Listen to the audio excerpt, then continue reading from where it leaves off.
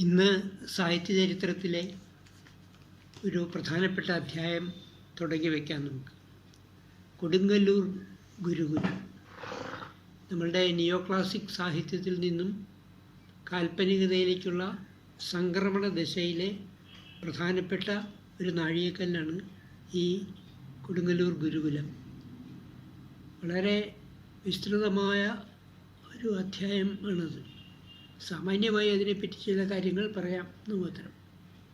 കൊടുങ്ങല്ലൂർ ഗുരുകുലം നമ്മുടെ സാംസ്കാരിക ചരിത്രത്തിൽ നവോത്ഥാന കാലം സാമാന്യമായി പറഞ്ഞാൽ 1860 തുടങ്ങി 1925 വരെ ആണ്.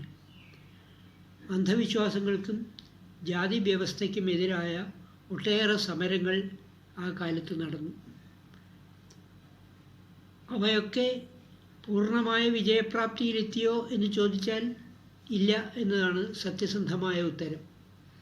വിദ്യാഭ്യാസം സാർവത്രികമായി, ജാതി വ്യവസ്ഥയ്ക്ക് ഇളക്കം തട്ടി, നമ്പൂതിരി സമുദായം നാലുകെട്ടിൻ്റെ ഇരുളിൽ നിന്നും പുറത്തേക്ക് വന്നു.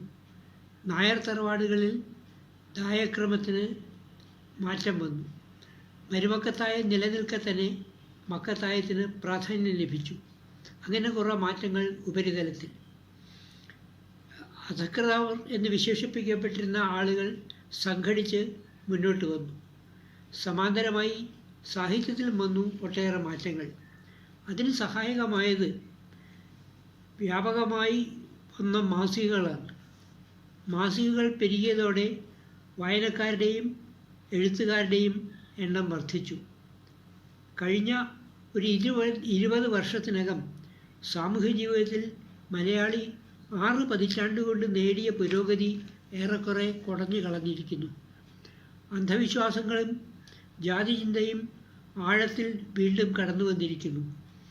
അവയുടെ ഉപോൽപ്പന്നങ്ങൾ എന്നോ രക്ഷകർ എന്നോ വിശേഷിക്കാവുന്ന ആൾദൈവങ്ങൾ എല്ലാ മതവിഭാഗത്തിലും പിടിമുറുക്കിയിരിക്കുന്നു. മലയാളി തിരിഞ്ഞു നടക്കാൻ തുടങ്ങി എന്നല്ല, തിരിഞ്ഞോടാൻ തുടങ്ങി എന്നാണ് പറയേണ്ടത്. എന്നാൽ നവോത്ഥാന കാലം മലയാള ഭാഷയ്ക്ക് നൽകിയ സംഭാവന തീരെ നശിച്ചിട്ടില്ല. സംസ്കൃത ആധിപത്യത്തിൽ നിന്നും മോചനം നേടിയ മലയാളം ഇപ്പോൾ ഇംഗ്ലീഷ് ആധിപത്യത്തിലേക്ക് നീങ്ങിക്കൊണ്ടിരിക്കുന്നു എന്നാണ് സത്യം. അധ്യയന മാധ്യമം മാതൃഭാഷയായാൽ നിലവാരം തകർന്നു എന്ന് വിശ്വസിക്കുന്നവരാണ് ഭൂരിപക്ഷം ജനങ്ങളും. സ്വന്തം ഭാഷ സംസാരിക്കാത്തവന് അടിമയായി കഴിയാനാണ് വിധി. പണം കിട്ടുമോ അടിമയാവാൻ മലയാളി സന്നദ്ധനുമാണ്, സന്തോഷത്തോടെ സന്നദ്ധനാവുന്നു എന്നതാണ് അവസ്ഥ. എന്നാൽ നവോത്ഥാന കാലം ഏതരങ്കിലും മലയാളത്തെ കയറ്റി എഴുന്നള്ളിക്കണം എന്നാഗ്രഹിച്ചിരുന്ന കാലം ആണ്. അനൗപചാരിക വിദ്യാകേന്ദ്രങ്ങൾ എന്ന് വിശേഷിപ്പിക്കാവുന്ന ഗുരുകുലങ്ങളായിരുന്നു ഈ മഹാദൗത്യം അനാർഭാടമായി ഏറ്റെടുത്തതും അതിഗംഭീരമായി മുന്നോട്ട് കൊണ്ടുപോയതും. വലിയ നമ്പൂതിരി ഇല്ലങ്ങൾ, ധനാഢ്യരായ ഭൂവുടമകളുടെ തറവാടുകൾ, രാജകൊട്ടാരങ്ങൾ എന്നിവയെല്ലാം അവലംബിച്ച് ഒട്ടേറെ ഗുരുകുലങ്ങൾ കേരളത്തിൽ ഉടനീളമുണ്ടായിരുന്നു. മിക്കവാറും പഠനം മാത്രമല്ല, ഭക്ഷണവും താമസവും ഒക്കെ സൗജന്യമായി നൽകിയിരുന്ന ഗുരുകുലങ്ങൾ. തെക്കൻ തിരുവിതാംകൂറിൽ കുമ്മമ്പള്ളി രാമൻപിള്ള ആശാൻ നടത്തിയിരുന്ന ഗുരുകുലത്തിൽ പഠിച്ചവരാണ് ചട്ടമ്പി സ്വാമികളും നാരായണഗുരുസ്വാമിയും പെരുന്നെല്ലി കൃഷ്ണൻ വൈദ്യനും വെളുത്തേരി കേശവൻ വൈദ്യനും. പന്തളം കൊട്ടാരത്തോട് ബന്ധപ്പെട്ടൊരു ഗുരുകുലമുണ്ടായിരുന്നു. കൂടല്ലൂർ ഗുരുകുലം വ്യാകരണ പഠനത്തിന് പ്രാമുഖ്യം നൽകി. അവിടെ നിന്നാണ് നമുക്ക് ലീലാതിലകത്തിൻ്റെ ഗ്രന്ഥം കിട്ടിയത് തന്നെ. പുന്നശ്ശേരി ഗുരുകുലം സാഹിത്യ പഠനത്തിലാണ് ഊന്നിയത്. വടക്കേ മലബാറിലുണ്ടായിരുന്ന അവർണരുടെ ഗുരുകുലമാണ് ഊരാച്ചേരി ഗുരുക്കന്മാരുടെ കളരി. അവിടുത്തെ ഗുരുക്കന്മാരാണത്രേ മലയാള പഠനത്തിന് പലപ്പോഴും ഗുണ്ടർട്ടിനെ സഹായിച്ചത്. ആദിവാസി ഗോത്രങ്ങൾക്കിടയിൽ, പ്രത്യേകിച്ച് മലയാളികർക്കിടയിൽ മന്ത്രവാദവും വിഷവൈദ്യവും പഠിപ്പിച്ചിരുന്ന ഗുരുകുലങ്ങളുണ്ടായിരുന്നു. കണിയാന്മാർക്കിടയിൽ ജ്യോതിഷം പഠിപ്പിച്ചിരുന്ന തറവാടുകൾ സാധാരണമായിരുന്നു. പാഴൂർ പടിപ്പുര പ്രസിദ്ധമാണല്ലോ. അഷ്ടാംഗഹൃദയം പഠിപ്പിച്ചിരുന്നവരാണ് അഷ്ടവൈദ്യന്മാർ. വയസ്കര മൂസ്, ചിരട്ടമൺ മൂസ്, തേക്കാട്ട് മൂസ്, പ്ലാന്തോൾ മൂസ്, ആലത്തൂർ നമ്പി തുടങ്ങിയവർ. കാലം മാറിയതോടെ ഈ ഗുരുകുലങ്ങൾ പലതും ഓർമ്മ മാത്രമായി. ചിലത് മാത്രം കാലാനുസൃതമായി പുതിയ രൂപം കൈക്കൊണ്ടു. അങ്ങനെ കാലത്തെ തോൽപ്പിച്ച രണ്ട് ഗുരുകുലങ്ങളാണ് തൃപ്പൂണിത്തുറയിലെ ഗുരുകുലവും പുന്നശ്ശേരി ഗുരുകുലവും. ഇന്നത്തെ തൃപ്പൂണിത്തുറ ഗവൺമെൻറ് കോളേജിൻ്റെയും പട്ടാമ്പിയിലെ ഗവൺമെൻറ് കോളേജിൻ്റെയും വേരുകൾ അവിടെ ഉണ്ടായിരുന്ന ഗുരുകുലങ്ങളാണ്. ഇക്കൂട്ടത്തിൽ ഏറ്റവും പ്രസിദ്ധമായത് കൊടുങ്ങല്ലൂർ ഗുരുകുലമാണ്. 6 പതിറ്റാണ്ട് കാലം അത് കേരളത്തിലെ അനൗപചാരിക സർവകലാശാലയായിരുന്നു. ഒരുപാട് വിവരങ്ങൾ ആ ഗുരുകുലത്തെപ്പറ്റി നമുക്ക് കിട്ടിയിട്ടുണ്ട്. കോയിപ്പള്ളി പരമേശ്വരക്കുറിപ്പിൻ്റെ സുവർണയുഗം, KT രാമവർമ്മയുടെ കുഞ്ഞുകുട്ടൻ തമ്പുരാൻ, കൈരളി വിധേയൻ, അപ്പൻ തമ്പുരാൻ എന്നീ പുസ്തകങ്ങൾ, കേരളവ്യാസൻ എന്ന മാസികയിലെ പഴയ ലക്കങ്ങൾ, ഇവയൊക്കെ ധാരാളം വിവരങ്ങൾ നമുക്ക് നൽകുന്നുണ്ട്. കൊടുങ്ങല്ലൂർ ഗുരുകുലത്തിലും മറ്റേത് ഗുരുകുലത്തിലെയും പോലെ അധ്യാപനം പൂജയും അധ്യയനം ഉപാസനയും ആയിരുന്നു. വിദ്യ വിൽക്കാനോ വിലക്കാനോ പാടില്ല എന്നതായിരുന്നു അവരുടെ വിശ്വാസം. ഗുരുശിഷ്യ ബന്ധം ഈശ്വരനും ഭക്തനും തമ്മിലുള്ള ബന്ധം പോലെ പവിത്രമായിരുന്നു. ശിഷ്യൻ തന്നേക്കാൾ വലിയ ആളായി കാണണം എന്നതായിരുന്നു ഗുരുവിൻ്റെ ആഗ്രഹം. അതായിരുന്നു അദ്ദേഹത്തിൻ്റെ ആനന്ദം. ആചാര്യന് ശിഷ്യന്മാർ മക്കളായിരുന്നു. പാണ്ഡിത്യത്തിൻ്റെ മുൻപിൽ രാജാധികാരം തലകുനിച്ചിരുന്നു. ഇത് സംഘകാലം മുതൽക്കുള്ള പാരമ്പര്യമാണ്. അതുകൊണ്ട് കേരളീയന് അതിലൊരു പുതുമയൊന്നും തോന്നിയിട്ടുണ്ടാവില്ല. നമുക്ക് കൊടുങ്ങല്ലൂർ ഗുരുകുലത്തിലേക്ക് വരാം. ആ ഗുരുകുലത്തെ പറ്റി പ്രസിദ്ധമായ ഒരു ശ്ലോകമുണ്ട്. അതിൽ അവിടുത്തെ പ്രമുഖ കവികളുടെ രചനാ വൈഭവമാണ് പരാമൃഷ്ടമാകുന്നത്. ശ്ലോകം ഇതാണ്: ജാതിത്വത്തിനു രാജൻ ദ്രുതകവിതയിൽ അക്കുഞ്ഞു ഭൂജാനി, ഭാഷാരീതിക്കൊക്കും പഴക്കത്തിനു നടുവം, ഇടയ്ക്ക് അച്യുതൻ മെച്ചമോടെ ജാതപ്രാസം തകർക്കും, ശുചിമണി രചനാരീതിയിൽ പൊങ്ങി നിൽക്കും, ചേതോമോദം പരക്കത്തരുവതിനൊരുവൻ കൊച്ചു കൊച്ചുണ്ണി ഭൂപൻ. ഓരോ കവികളെ പറ്റിയാണ്. മികച്ച രചനയ്ക്ക് രാജൻ, അതാണ് ജാതിത്വത്തിനു രാജൻ എന്ന് പറയുന്നത്. ദ്രുതകവിതയിലെ കുഞ്ഞു ഭൂജാനി, ദ്രുതകവിതയ്ക്ക് കുഞ്ഞിക്കുട്ടൻ തമ്പുരാൻ. ഭാഷാജാതിപ്പഴക്കത്തിന് നടുവം ദശ നമ്പൂതിരിയാണ് പഴകിയ മട്ടിലുള്ള ഭാഷ ഉപയോഗിക്കുന്നത്. ഇടയ്ക്ക് അച്യുതൻ മെച്ചമോടെ ജാതിപ്രാസം തകർക്കും. കാത്തുള്ളി അച്യുതമേനോനാണ് പ്രാസ കസർത്ത് കാണിക്കുന്ന ആൾ. രചനാഭംഗിയിൽ ശുചിമണി രചനാരീതിയിൽ പൊങ്ങി നിൽക്കും. വെൺമണിയാണ് രചനാഭംഗിക്ക് കേമൻ. എന്നാൽ ചേതോമോദം പരക്കത്തരുവതിനൊരുവൻ കൊച്ചു കൊച്ചുണ്ണി പൂവൻ, ഇതിലെല്ലാത്തിലും പ്രിയങ്കരൻ ചെറിയ കൊച്ചുണ്ണി തമ്പുരാൻ എന്നാണ്. നമ്മുടെ സാഹിത്യ ചരിത്രകാരന്മാർ പറയുന്നത് കൊടുങ്ങല്ലൂർക്കരയുടെ തുടക്കക്കാർ വെൺമണി അച്ഛൻ നമ്പൂതിരിയും പൂന്തോട്ടത്ത് ദാമോദരൻ നമ്പൂതിരിയുമാണ് എന്നത്രേ. പൂന്തോട്ടത്തിൻ്റെ കാലം 1821 1865 ആണ്. വെൺമണി അച്ഛൻ്റെ, പരമേശ്വരൻ നമ്പൂതിരി എന്നാണ് അദ്ദേഹത്തിൻ്റെ പേര്, കാലം 1817 1891. തെക്കൻ തിരുവിതാംകൂറിൽ കേരളവർമ്മ വലിയ കോയിത്തമ്പുരാൻ്റെ നേതൃത്വത്തിലുണ്ടായിരുന്ന പണ്ഡിത കവി സദസ്സിൻ്റെ മുഖമുദ്ര സംസ്കൃതാധിപത്യം ആയിരുന്നു. എന്നാൽ മധ്യകേരളത്തിലെ ഈ പണ്ഡിത സദസ്സിൽ സംസ്കൃതത്തിൻ്റെ മറുകര കണ്ടവർ ധാരാളം ഉണ്ടായിരുന്നുവെങ്കിലും അവർ നെഞ്ചേറ്റിയത് നിസ്വയായ മലയാള ഭാഷയെ ആണ്. പൂന്തോട്ടത്തിലെ പ്രസിദ്ധമായൊരു ശ്ലോകമുണ്ട് മലയാള ഭാഷയുടെ ചാരുത വ്യക്തമാവുന്ന മട്ടിൽ. ശ്ലോകം ഇതാണ്: പൂമെത്തേൽ എഴുന്നേറ്റിരുന്ന് ദൈതേ പോകുന്നു ഞാൻ, എന്നു കേട്ട് ഓമൽ കണ്ണിട നീരടിഞ്ഞ വദനപ്പൂവോടു കാഠം തഥാ, പൂമേനിത്തളിൽ ഒന്നു ചേർത്ത് അഹമിനി കാണുന്നത് എന്നെന്ന് അകപ്പൂമാലോട് അളിവേടി ചൊന്ന മധുര ചൊല്ലുന്നു കൊല്ലുന്നുമോം. വളരെ പ്രസിദ്ധമായിട്ടൊരു ശ്ലോകമാണ്. ഒരുപാട് പൂവിട്ടു എന്നൊക്കെ ഉള്ളൂർ പറയുന്നൊരു ശ്ലോകമാണിത്. പൂമെത്തേൽ എഴുന്നേറ്റിരുന്ന് ദൈതേ പോകുന്നു ഞാൻ, എന്നു കേട്ട് ഓമൽ കണ്ണിട നീരടിഞ്ഞ വദനപ്പൂവോട് കാഠം തഥാ, പൂമേനിത്തളിൽ ഒന്നു ചേർത്ത് അഹമിനി കാണുന്നത് എന്നെന്ന് അകപ്പൂമാലോട് അളിവേടി ചൊന്ന മധുര ചൊല്ലുന്നു കൊല്ലുന്നുമോം. പച്ചമലയാളത്തോട് ഏറെ അടുത്തു നിൽക്കുന്ന ഭാഷാ സാരല്യം. കൊടുങ്ങല്ലൂർ രാജവംശത്തിൽപ്പെട്ടവർ തന്നെ ഉണ്ടായിരുന്നു വിവിധ കലകളിൽ പ്രാവീണ്യം നേടിയവരായി 6-7 പേർ. ഇവരിൽ പ്രാതസ്മരണീയൻ വിദ്വാൻ ഇളയതമ്പുരാൻ എന്നറിയപ്പെട്ടിരുന്ന ഗോദവർമ്മയാണ്. അരൂർ അടിനിരി എന്ന വ്യാകരണ പണ്ഡിതൻ്റെ ശിഷ്യൻ. തമ്പുരാൻ്റെ ഇഷ്ടവിഷയങ്ങളിലൊന്ന് തർക്കശാസ്ത്രമായിരുന്നു. അദ്ദേഹത്തിൻ്റെ രചനകൾ അധികവും സംസ്കൃതത്തിലാണ്. മലയാളത്തിൽ അദ്ദേഹം ചില കൈകൊട്ടിക്കളിപ്പാട്ടുകളും പൂന്തോട്ടത്തിൻ്റെ കാലകേയവസത്തിലെ സ്വർഗവർണ്ണനയും ഏതാനും മുക്തകങ്ങളും മാത്രമേ രചിച്ചിട്ടുള്ളൂ. പിന്നെ ഇന്ദുമതി സ്വയംവരം, നളചരിതം എന്നീ 2 കൈകൊട്ടിക്കളിപ്പാട്ടുകൾ. ഇദ്ദേഹം ചിത്രകാരനും ആയിരുന്നു.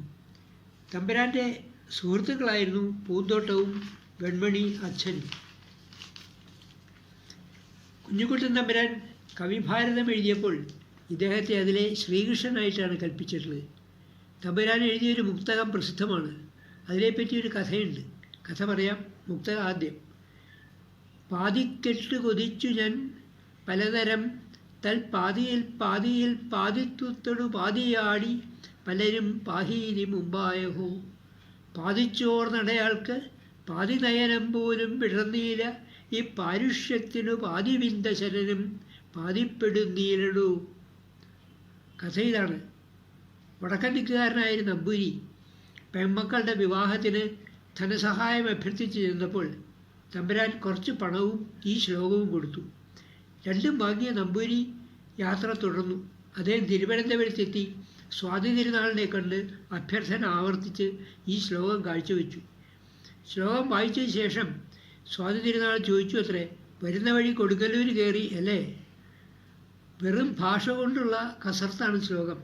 പാതിക്കെട്ട് എന്ന് വെച്ചാൽ അരക്കെട്ട്. പാതിച്ചോർ അരയന്നം, പാതി അര ചോർ അന്നം. പാതിവിന്ദശരൻ അരവിന്ദശരൻ കാമദേവൻ. പാതിയിൽ പാതി കാൽ. ഇത്തരം താണതരം പദകേളി കവിത്വലക്ഷണമായി വാഴ്ത്തപ്പെട്ടിരുന്നു നിയോ ക്ലാസിക് കാലഘട്ടത്തിൽ. കൊടുങ്ങല്ലൂർ ഗുരുകുലത്തിൻ്റെ മറ്റൊരാചാര്യൻ മഹാമഹോപാധ്യായൻ ഗോദവർമ്മ തമ്പുരാനാണ്. വിദ്വാൻ വലിയ കുഞ്ഞിരാമവർമ്മയ്ക്ക് തർക്കം, വ്യാകരണം എന്നിവയിലായിരുന്നു പ്രാഗൽഭ്യം. വിദ്യാവിനോദിനി പത്രാധിപരായിരുന്ന CP അച്യുതമേനോൻ ഇദ്ദേഹത്തിൻ്റെ ശിഷ്യനായാണ് സംസ്കൃതം പഠിച്ചത്. ഉറവങ്കരയും നടുവും മകനുമായിരുന്നു മറ്റ് ശിഷ്യന്മാർ. ഈ വലിയ കുഞ്ഞ് രാമവർമ്മ തമ്പുരാൻ്റെ ഇളയ സഹോദരനായിരുന്നു വലിയ കുഞ്ഞുണ്ണിത്തമ്പുരാൻ. മറ്റൊരാചാര്യൻ വിദ്വാൻ വലിയ കൊച്ചുണ്ണിത്തമ്പുരാൻ. അദ്ദേഹത്തിന് പ്രാവീണ്യം ജ്യോതിഷവും തച്ചുശാസ്ത്രവും. വിദ്വാൻ കുഞ്ഞൻ തമ്പുരാൻ താർക്കികനും വൈയാകരണനും ആയിരുന്നു. ഈ കുഞ്ഞൻ തമ്പുരാൻ്റെ അനുജനാണ് പ്രസിദ്ധ കവി സാർവഭൗമൻ ചെറിയ കൊച്ചുണ്ണിത്തമ്പുരാൻ. ചക്രം തമ്പുരാൻ എന്നറിയപ്പെട്ടിരുന്ന വിദ്വാൻ ഗോദവർമ്മയ്ക്ക് സംഗീതത്തിലായിരുന്നു വിൽപ്പത്തി. കുഞ്ഞിക്കുട്ടൻ തമ്പുരാൻ്റെ അമ്മാവൻ വിദ്വാൻ കുഞ്ഞിരാമവർമ്മയ്ക്ക് ഇഷ്ടവിഷയം സാഹിത്യം തന്നെയായിരുന്നു. തർക്കശാസ്ത്ര വിദഗ്ധനായിരുന്ന ഭട്ടൻ തമ്പുരാൻ. ഈ ഭട്ടൻ തമ്പുരാൻ്റെ ശിഷ്യനാണ് ആറ്റൂർ കൃഷ്ണപിഷാടിയും മാന്തിട്ട നമ്പൂതിരിയും. മാന്തിട്ട വിവാഹം ചെയ്തത് ഭട്ടൻ തമ്പുരാൻ്റെ മരുമകൾ കൊച്ചിക്കാവ് തമ്പുരാട്ടിയെയാണ്. ആ തമ്പുരാട്ടിയാവട്ടെ പണ്ഡിതരാജ ബിരുദം നേടിയ വിദുഷിയായിരുന്നു. കുഞ്ഞുകുട്ടൻ തമ്പുരാൻ്റെ അനിയൻ ഭാഗവതർ കുഞ്ഞുണ്ണി തമ്പുരാന് ഇഷ്ടവിഷയങ്ങൾ നാട്യശാസ്ത്രവും കഥകളിയുമായിരുന്നു. വലിയ നടനായിരുന്ന പട്ടിക്കാത്തോടി രാവുണ്ണി മേനോൻ നാട്യസംബന്ധിയായ സംശയങ്ങൾ തീർത്തിരുന്നത് തമ്പുരാനോട് ചോദിച്ചിട്ടാണത്രേ. വിദ്വാൻ കുഞ്ഞൻ തമ്പുരാൻ അതിൻ്റെ അനുജനാണ് കവിസാർവഭൗമൻ ചെറിയ കൊച്ചുണ്ണി തമ്പുരാൻ. മരുമകൻ തമ്പുരാൻ എന്നറിയപ്പെട്ടിരുന്ന ഗോദവർമ്മയ്ക്ക് ജ്ഞാനം വിഷവൈദ്യത്തിലും ചെപ്പിടി വിദ്യയിലും ആയിരുന്നു. വിവിധ വിഷയങ്ങളിൽ അവഗാഹം നേടിയ ഈ മഹാപണ്ഡിതന്മാരുടെ ശിഷ്യരും സുഹൃത്തുക്കളുമായി എത്രയോ പേർ വെൺമണി മഹൻ, ഉറവങ്കര, നടുവം കവികൾ, കാത്തുള്ളി അച്യുതമേനോൻ, പെട്ടനേഴിയം ഇളയതുമാർ, CP അച്യുതമേനോൻ, ഒടുവിൽ കുഞ്ഞികൃഷ്ണമേനോൻ, ശിവള്ളി നാരായണൻ നമ്പൂരി, KP കറുപ്പൻ, കുണ്ടണി ഗോവിന്ദൻ എന്നിങ്ങനെ നിരവധി പേർ. സൗഹൃദ ശൃംഖല കേരളവർമ്മ വലിയ കോയിത്തമ്പുരാൻ, AR കട്ടക്കയം, പന്തളം കേരളവർമ്മ, അപ്പൻ തമ്പുരാൻ, ഉള്ളൂർ, മൂലൂർ പത്മനാഭപ്പണിക്കർ, ചമ്പത്തിൽ ചാത്തക്കുട്ടി വന്നാടിയാർ, TK കൃഷ്ണമേനോൻ, തോട്ടക്കാട്ടിക്കാവമ്മ എന്നിങ്ങനെ കേരളത്തിലെമ്പാടും വ്യാപിച്ചിരുന്നു. ഗുരുകുലത്തിൻ്റെ സുവർണ ദശയിൽ ഏതാണ്ട് 300-ലധികം പേർ അവിടെ താമസിച്ച് പഠിച്ചിരുന്നു അത്രേ. കൊടുങ്ങല്ലൂർ ഗുരുകുലത്തിൻ്റെ പല പ്രവൃത്തികളും അവരുടെ കവിശിക്ഷ എന്നാണത് പറയുക, നമ്മുടെ നിയോ ക്ലാസിക് സാഹിത്യത്തിലെ വളർച്ചയിൽ സുപ്രധാനമായ പങ്ക് വഹിച്ചിട്ടുണ്ട്. സാമാന്യമായി പറഞ്ഞാൽ അവർക്ക് കവിത പദ്യനിർമ്മാണ വൈഭവം ആയിരുന്നു. എന്തിനെക്കുറിച്ചും എപ്പോൾ വേണമെങ്കിലും എത്രയെങ്കിലും എഴുതാൻ പരിശീലനം. പത്രപ്രവർത്തനം പഠിക്കുന്നവരെ പരിശീലിപ്പിക്കുന്ന പോലെയായിരുന്നു അത്. കൊടുങ്ങല്ലൂർ കളരി അവരുടെ അന്തേവാസികളെ പദ്യരചനയ്ക്ക് അങ്ങനെ തന്നെയാണ് പ്രാപ്തരാക്കിയത്. സംസ്കൃത വൃത്തങ്ങളും ദ്രാവിഡ വൃത്തങ്ങളും നാടോടിപ്പാട്ട് രീതികളും അവർക്ക് നിരന്തര പരിശീലനത്തിലൂടെ വഴങ്ങി. കേട്ടിട്ടുള്ളത് അവരിൽ ചിലർ പദ്യത്തിൽ പ്രസംഗിച്ചിരുന്നു എന്നാണ്. ഈ സുഹൃത്തുക്കൾ പരസ്പരം കത്തുകൾ അയച്ചിരുന്നത് പദ്യരൂപത്തിലാണ്, പ്രത്യേകിച്ച് ശ്ലോകങ്ങളുടെ രീതിയിലായിരുന്നു. അവയിൽ 90% നമുക്ക് നഷ്ടപ്പെട്ടിരിക്കുന്നു. ലഭിച്ചിരുന്നുവെങ്കിൽ അന്നത്തെ സാഹിത്യത്തെപ്പറ്റി ചില അപൂർവ വിവരങ്ങൾ കിട്ടുമായിരുന്നു എന്നേ ഉള്ളൂ. കിട്ടിയ വെച്ച് വിലയിരുത്തുമ്പോൾ പാട്ടം പിരിഞ്ഞു കിട്ടിയിട്ടില്ല, കുട്ടിയെ പട്ടി കടിച്ചു, കൊടിയ വേനലിൽ കുളത്തിന് വെള്ളം പറ്റുമോ, ഇന്ന ആളുടെ വിവാഹത്തിന് പോകാൻ പറ്റിയില്ല എന്നിങ്ങനെ അതിസാധാരണമായ കാര്യങ്ങളാണ് പല കത്തുകളിലും 8ഉം 10ഉം ശ്ലോകങ്ങളിലായി പരന്നു കിടക്കുന്നത്. കത്തെഴുതിയവനും കത്ത് കിട്ടിയവനുമല്ലാതെ മറ്റൊരാൾക്കും ഒരു താല്പര്യവും തോന്നാത്ത വിഷയങ്ങളാണ്. കുഞ്ഞിക്കുട്ടൻ തമ്പുരാൻ തന്നെ നിരവധി കത്തുകൾ എഴുതിയിട്ടുണ്ട്. അവയിൽ കാവ്യഗുണമൊക്കെ കഷ്ടിയാണ്. ചില ഉദാഹരണങ്ങൾ പറയാം. അത് കാവ്യഗുണത്തെ പറ്റിയല്ല, എന്തിനൊക്കെ കത്ത് ഉപയോഗിച്ചിരുന്നു എന്നുള്ളതിൻ്റെ ഒരു സൂചന എന്ന് മാത്രം. അക്കാലത്ത് അരയുകാരം ഒരു ചർച്ചാ വിഷയമായിരുന്നു. ഉകാരത്തിൻ്റെ പകുതിയായ ആ ശബ്ദത്തിൻ്റെ ലിപി എന്താവണം എന്നതിലായിരുന്നു വഴക്ക്. അക്ഷരത്തിൻ്റെ മുകളിൽ ചന്ദ്രക്കല ഇട്ടാൽ മതിയോ, അതോ അക്ഷരത്തിൻ്റെ താഴെ കുരിപ്പ് കൂടി ചേർക്കണമോ? കാട്, നാട്, വീട് തുടങ്ങിയ വാക്കുകളിൽ അവസാന അക്ഷരത്തിൻ്റെ മുകളിൽ ചന്ദ്രക്കല ചേർത്താൽ മാത്രം മതിയോ? കാടുകൾ, നാടുകൾ, വീടുകൾ എന്നിങ്ങനെ ബഹുവചനത്തിൽ ഉകാരമാണല്ലോ. ഒരക്ഷരത്തിന് മുകളിൽ ചന്ദ്രകലാചിഹ്നം ചേർത്താൽ ആ അക്ഷരത്തിലെ സ്വരാംശം നീക്കിയിരിക്കുന്നു, സ്വരപൃഥക്കരണം നടത്തിയിരിക്കുന്നു എന്നാണ് അർത്ഥം. സ്വരാംശം നീക്കുകയല്ല, അരയുകാരം ചേർക്കുകയാണ് ചെയ്യുന്നത് എന്ന് വരുമ്പോൾ താഴെ കുരിപ്പ് കൂടി വേണം എന്നായിരുന്നു വാദം. വാദം എന്തു വാങ്ങട്ടെ, അത് നിങ്ങൾ വ്യാകരണം പഠിക്കുമ്പോൾ കേരളപാണ്ഡ്യത്തിൽ വിശദമായി ചർച്ച ചെയ്യും. ഈ പ്രശ്നത്തിൽ കുഞ്ഞിക്കുട്ടൻ തമ്പുരാൻ അഭിപ്രായം പറഞ്ഞത് ശ്ലോകരൂപത്തിലാണ് എന്നതാണ് ഇവിടെ പ്രസക്തം. ഇതാണ് അദ്ദേഹം പറഞ്ഞത്: എങ്കിൽ കൂട്ടക്ഷരങ്ങൾക്കൊരു വിഘടന പറ്റാതെ സൂക്ഷിച്ചിടേണം, ശങ്കിക്കേണ്ട അർത്ഥചന്ദ്രൻ മതി സുമതേ പാതിയായൊരുകാരം. ഇതാണ് പ്രസക്ത ഭാവം. സൂചിത ശബ്ദം പകുതി ഉകാരമാണ്, അതിൻ്റെ ചിഹ്നം അക്ഷരത്തിന് മുകളിലുള്ള അർത്ഥചന്ദ്രനാണ്, താഴെ കുരിപ്പ് വേണ്ട എന്നു സാരം. ഇതൊക്കെയാണ് എങ്കിൽ കൂട്ടക്ഷരങ്ങൾക്ക് ഒരു വിഘടന പറ്റാതെ സൂക്ഷിച്ചിടേണം, ശങ്കിക്കേണ്ട അർത്ഥചന്ദ്രൻ മതി സുമതേ പാതിയായൊരുകാരം എന്നുള്ളതുകൊണ്ട് ഉദ്ദേശിച്ച്. ഈ പദ്യനിർമ്മാണ വൈഭവത്തെപ്പറ്റി ഒരുപാട് രസകരമായിട്ടുള്ള കഥകളുണ്ട് തമ്പുരാനെ ചുഴന്ന്. തമ്പുരാൻ 2-3 കാര്യങ്ങളിലായിരുന്നു കമ്പം: ചതുരംഗം, വെറ്റിലമുറുക്ക്, സഞ്ചാരം. ഒരാഴ്ച കൊടുങ്ങല്ലൂരിൽ സ്വസ്ഥമായി കൂടിയാൽ പിന്നെ എങ്ങോട്ടെങ്കിലും യാത്രയാവും. അദ്ദേഹത്തിന് താല്പര്യമായി ഒരു ശകാര പേര് തന്നെ ഉണ്ടായിരുന്നു: പകിരി. പകിരി കത്തിച്ചാൽ എങ്ങടാ പോവുക എന്നറിയില്ലല്ലോ. ഒരിക്കൽ മുണ്ടശ്ശേരി പറയുന്ന സംഭവകഥയാണ്. തമ്പുരാൻ ചതുരംഗത്തിൽ മുഴുകിയിരിക്കവേ മകൾ സരസ്വതി പാഠപുസ്തകം വാങ്ങാനുള്ള പണത്തിന് തമ്പുരാനെ സമീപിച്ചു. എഴുന്നേറ്റ് പോയി അലമാരി തുറന്ന് പണം എടുത്തു കൊടുക്കാൻ ചതുരംഗത്തിൽ മുഴുകിയിരിക്കുന്ന തമ്പുരാന് മടി. പീഡിയക്കാരനോട് പറഞ്ഞാൽ മതി, പണം ഞാൻ പിന്നെ എടുത്തോളാം എന്ന് തമ്പുരാൻ പറഞ്ഞു. എങ്കിലും കുട്ടി അത് സമ്മതിച്ചില്ല. പീഡിയക്കാരൻ അക്കാര്യം കാണിച്ച് ഒരു കുറിപ്പ് തന്നാൽ മതി എന്നായി കുട്ടി. ഉടനെ അദ്ദേഹം ഒരു കുറിപ്പ് തയ്യാറാക്കാൻ മകളുടെ സ്ലേറ്റ് വാങ്ങി. എന്നിട്ട് സ്ലേറ്റിൽ എഴുതി കൊടുത്തു. കുറിപ്പ് എന്തായിരുന്നു എന്നോ: ബാലശിക്ഷയ്ക്ക് അലട്ടുന്നു ബാലപുത്രി സരസ്വതി, അലട്ട തീർത്ത് വിട്ടേക്കൂ, വില പിന്നെ തരാവിടൂ. ഗദ്യം എഴുതാനായിരുന്നു തമ്പുരാന് പ്രയാസം എന്ന് തോന്നുന്നു. ഈ വൈഭവത്തിൻ്റെ വിശ്വരൂപമാണല്ലോ മഹാഭാരത പരിഭാഷയിൽ നാം കാണുന്നത്. ഒരു സംസ്കൃത ശ്ലോകം കേട്ടാൽ ഉടനടി അതിൻ്റെ പരിഭാഷ വേണമെങ്കിൽ അതേ വൃത്തത്തിൽ അല്ലെങ്കിൽ മറ്റേത് വൃത്തത്തിലും അവതരിപ്പിക്കാൻ കൊടുങ്ങല്ലൂർ കളരിയിലെ മിക്കവർക്കും സാധിച്ചിരുന്നു. കുഞ്ഞിക്കുട്ടൻ തമ്പുരാനെ പറ്റി രസകരമായ കഥകൾ ഇവിടെയുമുണ്ട്. ഒരിക്കൽ തമ്പുരാൻ തൻ്റെ സുഹൃത്തായ നമ്പൂരിയോട് പറഞ്ഞു, ഒന്ന് മുറുക്കാം. സുഹൃത്ത് സമ്മതിച്ചു. വെറ്റില എടുത്തുകൊണ്ട് അദ്ദേഹം പറഞ്ഞു, ഞാൻ ഈ വെറ്റിലയിൽ ചുണ്ണാമ്പ് തേക്കുമ്പോൾ ഒരു ശ്ലോകം ചൊല്ലി തുടങ്ങും. അടക്കയും ചേർത്ത് അത് ചുരുട്ടി ഒരു കഷ്ണം പുകയില മുറിച്ചതും കൂടി തരാം. ഒരു വ്യവസ്ഥ, ശ്ലോകത്തിൻ്റെ പരിഭാഷ കേട്ടിട്ട് വെറ്റില കൈമാറും. എന്നിട്ട് ചുണ്ണാമ്പ് തേക്കുന്നതിനിടയിൽ നമ്പൂരി ചൊല്ലി, നകൃതം സുഹൃതം കിഞ്ചിത് ബഹുധാ ദുഷ്കൃതം കൃതം ന ജാനേ ജാനകി ജാനേ യമാഹ്വാനേ കിമുത്തരം. ചൊല്ലി തീർന്നതും വന്നു തമ്പുരാൻ്റെ പരിഭാഷ. ഒട്ടും ചെയ്തില്ല സുഹൃതം, ഒട്ടേറെ ചെയ്തു ദുഷ്കൃതം.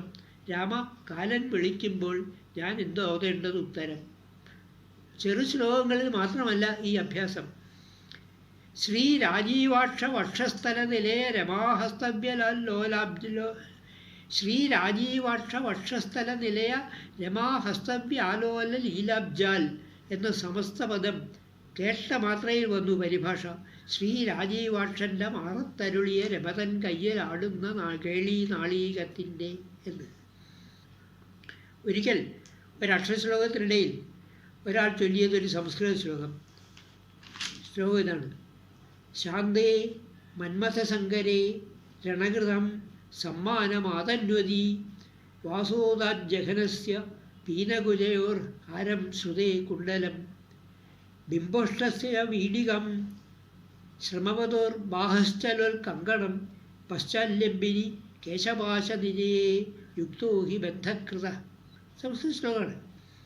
തൻ്റെ ഊഴം വന്നപ്പോൾ തമ്പുരാൻ ചൊല്ലിയത് ഇതിൻ്റെ പരിഭാഷ. കന്ദർപ്പപ്പട തീർന്നവാറ് അവൾ തുണച്ചോർക്കേകി സമ്മാനമായി മുന്നം വസ്ത്രമരയ്ക്ക് മാലമുലകൾക്ക് അക്കാതിനോ കുണ്ടലം പിന്നെ ചുണ്ടിനു വെറ്റിലച്ചുരുൾ പരം കൈരണ്ടിനും കങ്കണം പിന്നിൽ തൂങ്ങി ഉലഞ്ഞ വാർകുഴലിനോ ചേരും വിധം ബന്ധനം. കൃത്യമായിട്ടുള്ള പരിഭാഷയാണ്. ശാന്തേ മന്മഥസങ്കരേ രണകൃതം സമ്മാനമാതന്വതി വാസോദാർജഘനസ്യ പീനകുജയോർ ഹാരം ശ്രുതേ കുണ്ഡലം ബിംബോഷ്ടസ്ഥിത വീഡികം ശ്രമവതോ ബാഹശ്ചലൽ കങ്കണം പശ്ചാല്ലംബിനി കേശവാശിനിജേ യുക്തോ ഹി ബന്ധകൃത.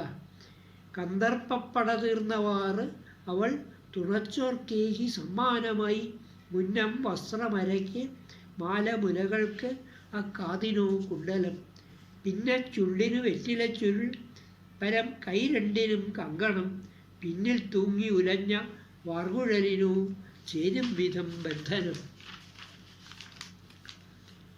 സാധാരണ വിഷയങ്ങളെപ്പറ്റി ചമൽക്കാരശൂന്യങ്ങളായ പദ്യങ്ങളാണ് പല കത്തുകളും. എന്നാൽ ചില വിവരങ്ങൾ മറ്റു സ്ഥലങ്ങളിൽ നിന്നും കിട്ടാത്ത ചില വിവരങ്ങൾ അപൂർവമായി കത്തുകളിൽ കണ്ടെത്താനാവും. കുഞ്ഞുകുട്ടൻ തമ്പുരാന് ഇംഗ്ലീഷ് അറിഞ്ഞുകൂടാ എന്നാണ് പൊതുവായ ധാരണ. എന്നാൽ ഒരു കത്തിൽ അദ്ദേഹം താൻ വായിക്കാൻ ക്വിൻറ്റിൻ ഡെർവാർഡ് എടുത്തു എന്ന് പറയുന്നുണ്ട്. ക്വിൻറ്റിൻ ഡെർവാർഡ് വാട്ടർ സ്കോട്ടിൻ്റെ ഇംഗ്ലീഷ് നോവലാണ്. അതിനക്കാലത്ത് മലയാള പരിഭാഷയില്ല. മാത്രമല്ല നോവൽ രചനയിൽ ബിരുദൻ സ്കോട്ട് തന്നെ എന്നും പറയുന്നുണ്ട്. ഇംഗ്ലീഷിൽ പാണ്ഡിത്യമില്ലെങ്കിലും കഷ്ടിച്ചൊക്കെ വായിച്ച് മനസ്സിലാക്കാനുള്ള പ്രാവീണ്യം അദ്ദേഹം നേടിയിരുന്നു എന്ന് വേണ്ടേ കരുതാൻ. പിന്നെ വെറും ശബ്ദവൈചിത്രങ്ങളാണ് ഒരു നേരം പോക്ക്. കൂടലാഴ്ചപ്പുറത്ത് നമ്പൂരിയുടെ സന്ദർശനത്തെപ്പറ്റി ആരായുന്ന ഒരു ശ്ലോകത്തിൽ കൂടെ കൂടെ വരാറുള്ള കൂടൻ കൂടെയില്ലയോ എന്നാണ് ചോദ്യം. ഈ പരിശീലനത്തിൻ്റെ ഭാഗമായിരുന്നു സമസ്യാപൂരണങ്ങൾ. ഒരാൾ ഒരു ശ്ലോകത്തിൻ്റെ 4ാമത്തെ പാദം രചിക്കും. മറ്റുള്ളവർ ആ പാദത്തിന് യോജിച്ച മട്ടിൽ ആദ്യത്തെ 3 വരികളുണ്ടാക്കും. സമസ്യ ഇടുന്നവൻ്റെ, അതായത് ഉദ്ധാവകൻ്റെ പൂരണത്തിൽ നിന്നും അത്യന്തം ഭിന്നമാവാം മറ്റൊരാൾ പൂർത്തീകരിച്ച ശ്ലോകം. ചിലപ്പോൾ ഉദ്ധാവകൻ്റെ രചനയേക്കാൾ മികച്ചതും ആവാം. സമസ്യകൾ തന്നെ പൂർണ്ണ സമസ്യകൾ, അപൂർണ സമസ്യകൾ, വിഷമ സമസ്യകൾ എന്നൊക്കെ തരംതിരിക്കാറുണ്ട്. അർത്ഥം വളരെ വ്യക്തമായവയാണ് പൂർണ്ണ സമസ്യകൾ. അർത്ഥം വ്യക്തമല്ലാത്തവയാണ് അപൂർണ സമസ്യകൾ. യുക്തിവികലമായി തോന്നുന്നവയാണ് വിഷമ സമസ്യകൾ. ഉദാഹരണമായിട്ട് പറയുകയാണെങ്കിൽ കറുത്ത വാവിൽ പരിപൂർണ ചന്ദ്രൻ എന്നൊരാളൊരു സമസ്യ ഇട്ടിട്ടുണ്ട്. അത് വിഷമ സമസ്യയാണ്. കേട്ടാൽ തന്നെ നമുക്കറിയാം കറുത്ത വാവ് ചന്ദ്രൻ ഇല്ലാത്ത അവസ്ഥയാണ്. അത് പൂരിപ്പിക്കേണ്ടായി. കുളി കഴിഞ്ഞ് കറുത്ത തലമുടി അഴിച്ചിട്ട് സുന്ദരിയായൊരു സ്ത്രീ വരുമ്പോൾ അവളുടെ മുഖം കാണുന്ന കവിക്ക് തോന്നിയത് കറുത്ത വാവിൽ പരിപൂർണചന്ദ്രനാണോ എന്നാണ്. ഈ ആദ്യ അഭ്യാസങ്ങളാണ്. ഇതൊക്കെ അവർ അനായാസം കൈകാര്യം ചെയ്തു. ഒരിക്കൽ ഒരാളിട്ട സമസ്യ ഇതാണ്, വളരെ പ്രസിദ്ധമായ ഒന്നാണ്. 6ഉം പിന്നെ 6ഉം ഉണ്ട്, അവ ഗണിച്ചിടുമ്പോൾ 7ആയി വരും. 6ഉം കൂട്ടിയാൽ 12 എല്ലാവർക്കും അറിയാം. പക്ഷേ ഇവിടെ സമസ്യ ഇതാണ്, 6ഉം പിന്നെ 6ഉം ഉണ്ട്, അവ ഗണിച്ചിടുമ്പോൾ 7ആയി വരും. അത്രയൊന്നും പ്രസിദ്ധനല്ലാത്ത എം ചക്രവാണി വാര്യർ എന്നൊരാൾ ഇത് പൂരിപ്പിച്ചത് ഇങ്ങനെയാണ്: ചീറും പന്നകജാലവും ചുടലവെണ്ണീറും വിഷം വെൺമതിക്കീറും നൽ കരിചർമ്മവും കനലടിക്കണ്ണും പെരിങ്കാളമേലേറും താർച്ചലവൈരി ശങ്കരൻ അലങ്കാരങ്ങൾ ഈ ചൊന്നതിന്നാറും പിന്നെ 6ഉം ഉണ്ടവ ഗണിച്ചിടുമ്പോൾ 7ആയി വരും എന്നാണ്.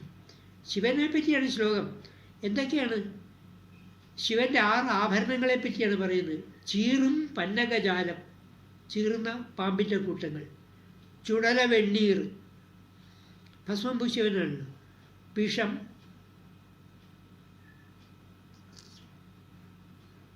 പിന്നെ ചന്ദ്രകല, കരിചർമ്മം, ആനത്തോല്. ശിവൻ ആനത്തോൽ ഉടുക്കുന്നവനാണ്.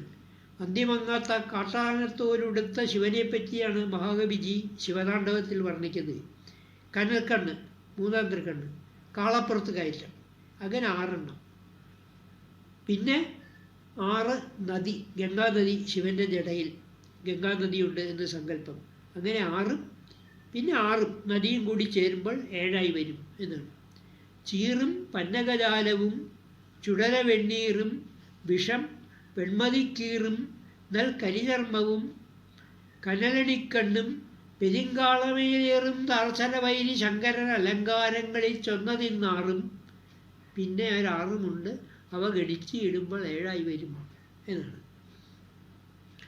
ഇതേ സമസ്യ നടുവത്തച്ഛൻ പൂരിപ്പിച്ചപ്പോഴോ: കൂറും നന്മയുമേറിടും പ്രിയതമേ, പൊൻപണ്ണമുണ്ടാക്കിയാൽ മാറും സങ്കടമെങ്കിൽ ഒന്നതിനിതാ 4 ഏറും ഭംഗി കലർന്നിടും പവനിനി കാൽക്കാലതായി കയ്യിലിന്ന് 6ഉം പിന്നെ 6ഉം ഉണ്ട്, അവ ഗണിച്ചിടുമ്പോൾ 7ആയി വരും എന്നാണ്. 4 ഒറ്റപ്പവൻ, പിന്നെ 12 കാൽപ്പവൻ. 12 കാൽപ്പവൻ എന്ന് വെച്ചാൽ 6ഉം പിന്നെ 6ഉം കാൽപ്പവൻ. അങ്ങനെ 4ഉം 3ഉം 7. ഒരിക്കൽ കുഞ്ഞുകുട്ടൻ തമ്പുരാൻ ഇട്ടൊരു സമസ്യ കുറേ പൂജ്യങ്ങൾ മാത്രമായിരുന്നു. 8 പൂജ്യം. ഈ 8 പൂജ്യത്തിന് എന്താ അർത്ഥം? പരൽപ്പേരനുസരിച്ച് പൂജ്യം ശൂന്യാക്ഷരമാണ്. ക ഖ ഗ ഖ ങ ച ഛ ജ ഛ ഞ എന്നിവയൊക്കെ യഥാക്രമം 1 2 3 4 5 6 7 8 9 എന്ന് ഇച്ഛ വരെ. പിന്നെ വരുന്നതാണ് ശൂന്യാക്ഷരം, അത് പൂജ്യം. അതാണ് സൂചിപ്പിച്ച് ഈ അക്ഷരങ്ങളെ കൊണ്ട് വേണം. അങ്ങനെ വരുമ്പോൾ ന ക്ഷ എന്നിവ രണ്ടുമാണ് ശൂന്യാക്ഷരങ്ങൾ. ഈ അക്ഷരങ്ങളെ കൊണ്ട് വേണം 4ാം വരി നിർമ്മിക്കാൻ എന്നാണ് സമസ്യയുടെ ഉദ്ദേശം. ഇത് മൂലൂർ പത്മനാഭ പണിക്കർക്ക് മനസ്സിലായി. അദ്ദേഹം പൂരിപ്പിച്ചു: കുന്ദേന്ദു ധവളസ്മേരം സുന്ദരിയും വേർപിരിഞ്ഞഹോ, ചന്ദ്രൻ നിരീക്ഷിച്ച് ചിന്തിച്ചേൻ നന്നു നന്നിനെന്നു ഞാൻ. മുല്ലപ്പൂ പോലെയുള്ള നിലാവിനൊത്ത പുഞ്ചിരിയോടുകൂടിയ സുന്ദരിയെ വേർപിരിഞ്ഞ ഞാൻ ചന്ദ്രനെ നോക്കിയപ്പോൾ അത് സൂര്യനാണ് എന്നെനിക്ക് തോന്നി. വിരഹികൾക്ക് നിലാവ് ദുസ്സഹം ആണല്ലോ. കുന്തെന്തു ധവളസ്മേരം സുന്ദരിയും വേർപിരിഞ്ഞഹോ, ചന്ദ്രം നിരീക്ഷ്യ ചിന്തിച്ചേൻ നന്നു നന്നിനെന്നു ഞാൻ. ഈ നന്നു നന്ന് ഇനെന്നു ഞാൻ എന്നുള്ളത് മുഴുവൻ നഗാരാണ്, ശൂന്യാക്ഷരാണ്. മനോഹരമായിട്ടുള്ളൊരു ശ്ലോകം. തമ്പുരാൻ്റെ പൂരണം അത്രയും അങ്ങോട്ട് നന്നായില്ല. ശ്ലോകം ഇഷ്ട തമ്പുരാനാണെങ്കിലും. അന്ന് വയ്ക്കത്ത് നിന്നിട്ട് പോന്ന ഞാൻ കോട്ടയം വരെ, വന്ന കാറ്റും മഴക്കാറും നിന്നു നന്ന നനഞ്ഞു ഞാൻ എന്നായിരുന്നു തമ്പുരാൻ്റെ ശ്ലോകം. സമസ്യാപൂർണങ്ങൾ ശുദ്ധ നർമ്മത്തിലേക്കും പരിഹാസത്തിലേക്കും ഒക്കെ നീണ്ടു എന്ന് വരാം. ഒരിക്കൽ കുഞ്ഞുകുട്ടൻ തമ്പുരാൻ്റെ കളരിയിലെ കുറച്ചു പേർ വെടിവെട്ടവുമായി കൂടുമ്പോൾ പെട്ടനെഴിയും ചെറിയ രാമനുള്ളത്, ഭരിതകവി എന്നാണ് അദ്ദേഹത്തെ പറ്റി പറയാറ്, അങ്ങോട്ട് കടന്നു ചെന്നു. ഇളയതിനെ കളിയാക്കാൻ ഒരാൾ ഇളയ താള് മഹാരസികൻ സഖേ എന്നൊരു സമസ്യ കൽപ്പിച്ചു. എല്ലാവരും പൂരിപ്പിക്കണം. അവസാനം ഇളയതിൻ്റെ ഊഴം വന്നപ്പോൾ അദ്ദേഹം സ്വന്തം പൂരണം അവതരിപ്പിച്ചു. അതിങ്ങനെ: കുളവരമ്പിൽ മുളച്ചു വളർന്നതും വളരെ നീണ്ടു വെളുത്തു തടിച്ചതും പുളിയൊഴിച്ചു കലക്കി വറുത്തതാം ഇളയ താള് മഹാരസികൻ സഖേ. നമ്മൾ മഹാകാവ്യങ്ങളെപ്പറ്റി പറഞ്ഞപ്പോൾ കട്ടക്കയൻ ക്രൈസ്തവ കാളിദാസൻ എന്ന സമസ്യയെപ്പറ്റിയും അതിൻ്റെ പൂരണത്തെപ്പറ്റിയും പറയേണ്ടായി. ഛായാശ്ലോക രചനയായിരുന്നു മറ്റൊരു നേരമ്പോക്ക്. കൂറ്റാലക്കാട്ട് നമ്പൂരിയെപ്പറ്റി പെൺമണി മകൻ എഴുതിയ ഒരു ശ്ലോകം അക്കാലത്ത് വളരെ പ്രസിദ്ധമാണ്. തുറുകണ്ണും തുങ്കസ്തനികളുടെ ഗർഭങ്ങൾ അലസിപ്പെറും ചണ്ടക്രോഗസ്വരവും പടവും വട്ടമുഖവും കരിന്തൊണ്ണും കൈപ്പുസ്തകവും ഇടചേർന്ന് ഒരു വരി വരും പൊണ്ണൻ ക്രൂരൻ കുമതി ഭഗനോ തസ്യ മകനോ. വെൺമണി മകനെപ്പറ്റി തന്നെയുണ്ട് ഒരു രസികൻ ഛായാശ്ലോകം. ഉന്മേഷത്തോട് താൻ മുറുക്കി അരികത്തൽപ്പം മുറുക്കാനുമായി ചുമ്മാതെ മണി പത്തടിപ്പതുവരെ മൂടിപ്പുതച്ചങ്ങനെ ബ്രഹ്മസ്വം മഠമായതിൻ്റെ പടിയിൽ പൂർണ്ണാനുമോദം പരബ്രഹ്മം കണ്ടവരുന്ന വെൺമണി മകൻ നമ്പൂരിയെ കണ്ടു ഞാൻ. നമ്മൾ ഇതിൻ്റെ അനുബന്ധമായിട്ട് ഈ കൊടുങ്ങല്ലൂർ കളരിയിലെ രണ്ടാമത്തെ ചേരിയിൽപ്പെട്ട കവികളെപ്പറ്റി പറയുമ്പോൾ വെൺമണിയെപ്പറ്റി വിശദീകരിക്കാനുണ്ട്. അപ്പോൾ ഈ ശ്ലോകത്തിൻ്റെ സ്വാരസ്യം ഞാൻ കൂടുതൽ പറഞ്ഞു തരാം. ഈ വെൺമണി കുഴുമടിയനായിരുന്നു എന്നാണ്. വെറുതെ ഇങ്ങനെ ഇരിക്കുക ആണ് അദ്ദേഹത്തിന് ഏറ്റവും രസമുള്ള പണി. അതാണ് ഉന്മേഷത്തോട് താൻ മുറുക്കി അരികത്തൽപ്പം മുറുക്കാനുമായി ചുമ്മാതെ മണി പത്തടിപ്പത് വരെ മൂടിപ്പുതച്ചങ്ങനെ ബ്രഹ്മസ്വം മഠമായതിൻ്റെ പടിയിൽ പൂർണ്ണാനുമോദം പരബ്രഹ്മം കണ്ട് അമരുന്ന വെൺമണി മകൻ നമ്പൂരിയെ കണ്ടു ഞാൻ എന്നാണ്. ഇതേ ചേരിയിൽപ്പെട്ട ഒന്നാണ് ചിത്രപ്രശ്ന ശ്ലോകങ്ങൾ. ചില സൂചനകൾ നൽകിക്കൊണ്ട് ശ്ലോകത്തിലൊരു ചോദ്യം, സഹൃദയൻ ഉത്തരം പറയണം. ഇത് പലതരത്തിൽ വരും. സംസ്കൃതത്തിൽ നിന്ന് പ്രസിദ്ധമായൊരു ഉദാഹരണം പറഞ്ഞാൽ നിങ്ങൾക്ക് കൂടുതൽ വ്യക്തമായിട്ട് മനസ്സിലാവും. ഞാൻ വിശദീകരിച്ച് തരുകയും ചെയ്യാം. കഖേ ചരതി കാരമ്യ കിം ജപ്യം കിം തു ഭൂഷണം കോ വന്ധ്യ കീദൃശീലങ്ക വീരമർക്കട കമ്പിത എന്നൊരു അനുഷ്ഠിപ്പുണ്ട്. കുറേ ചോദ്യങ്ങളാണ്. കഖേ ചരതി, ഖം എന്ന് വെച്ചാൽ ആകാശം. കഖേ ചരതി, ആകാശത്തിൽ ആരാണ് സഞ്ചരിക്കുന്നത്?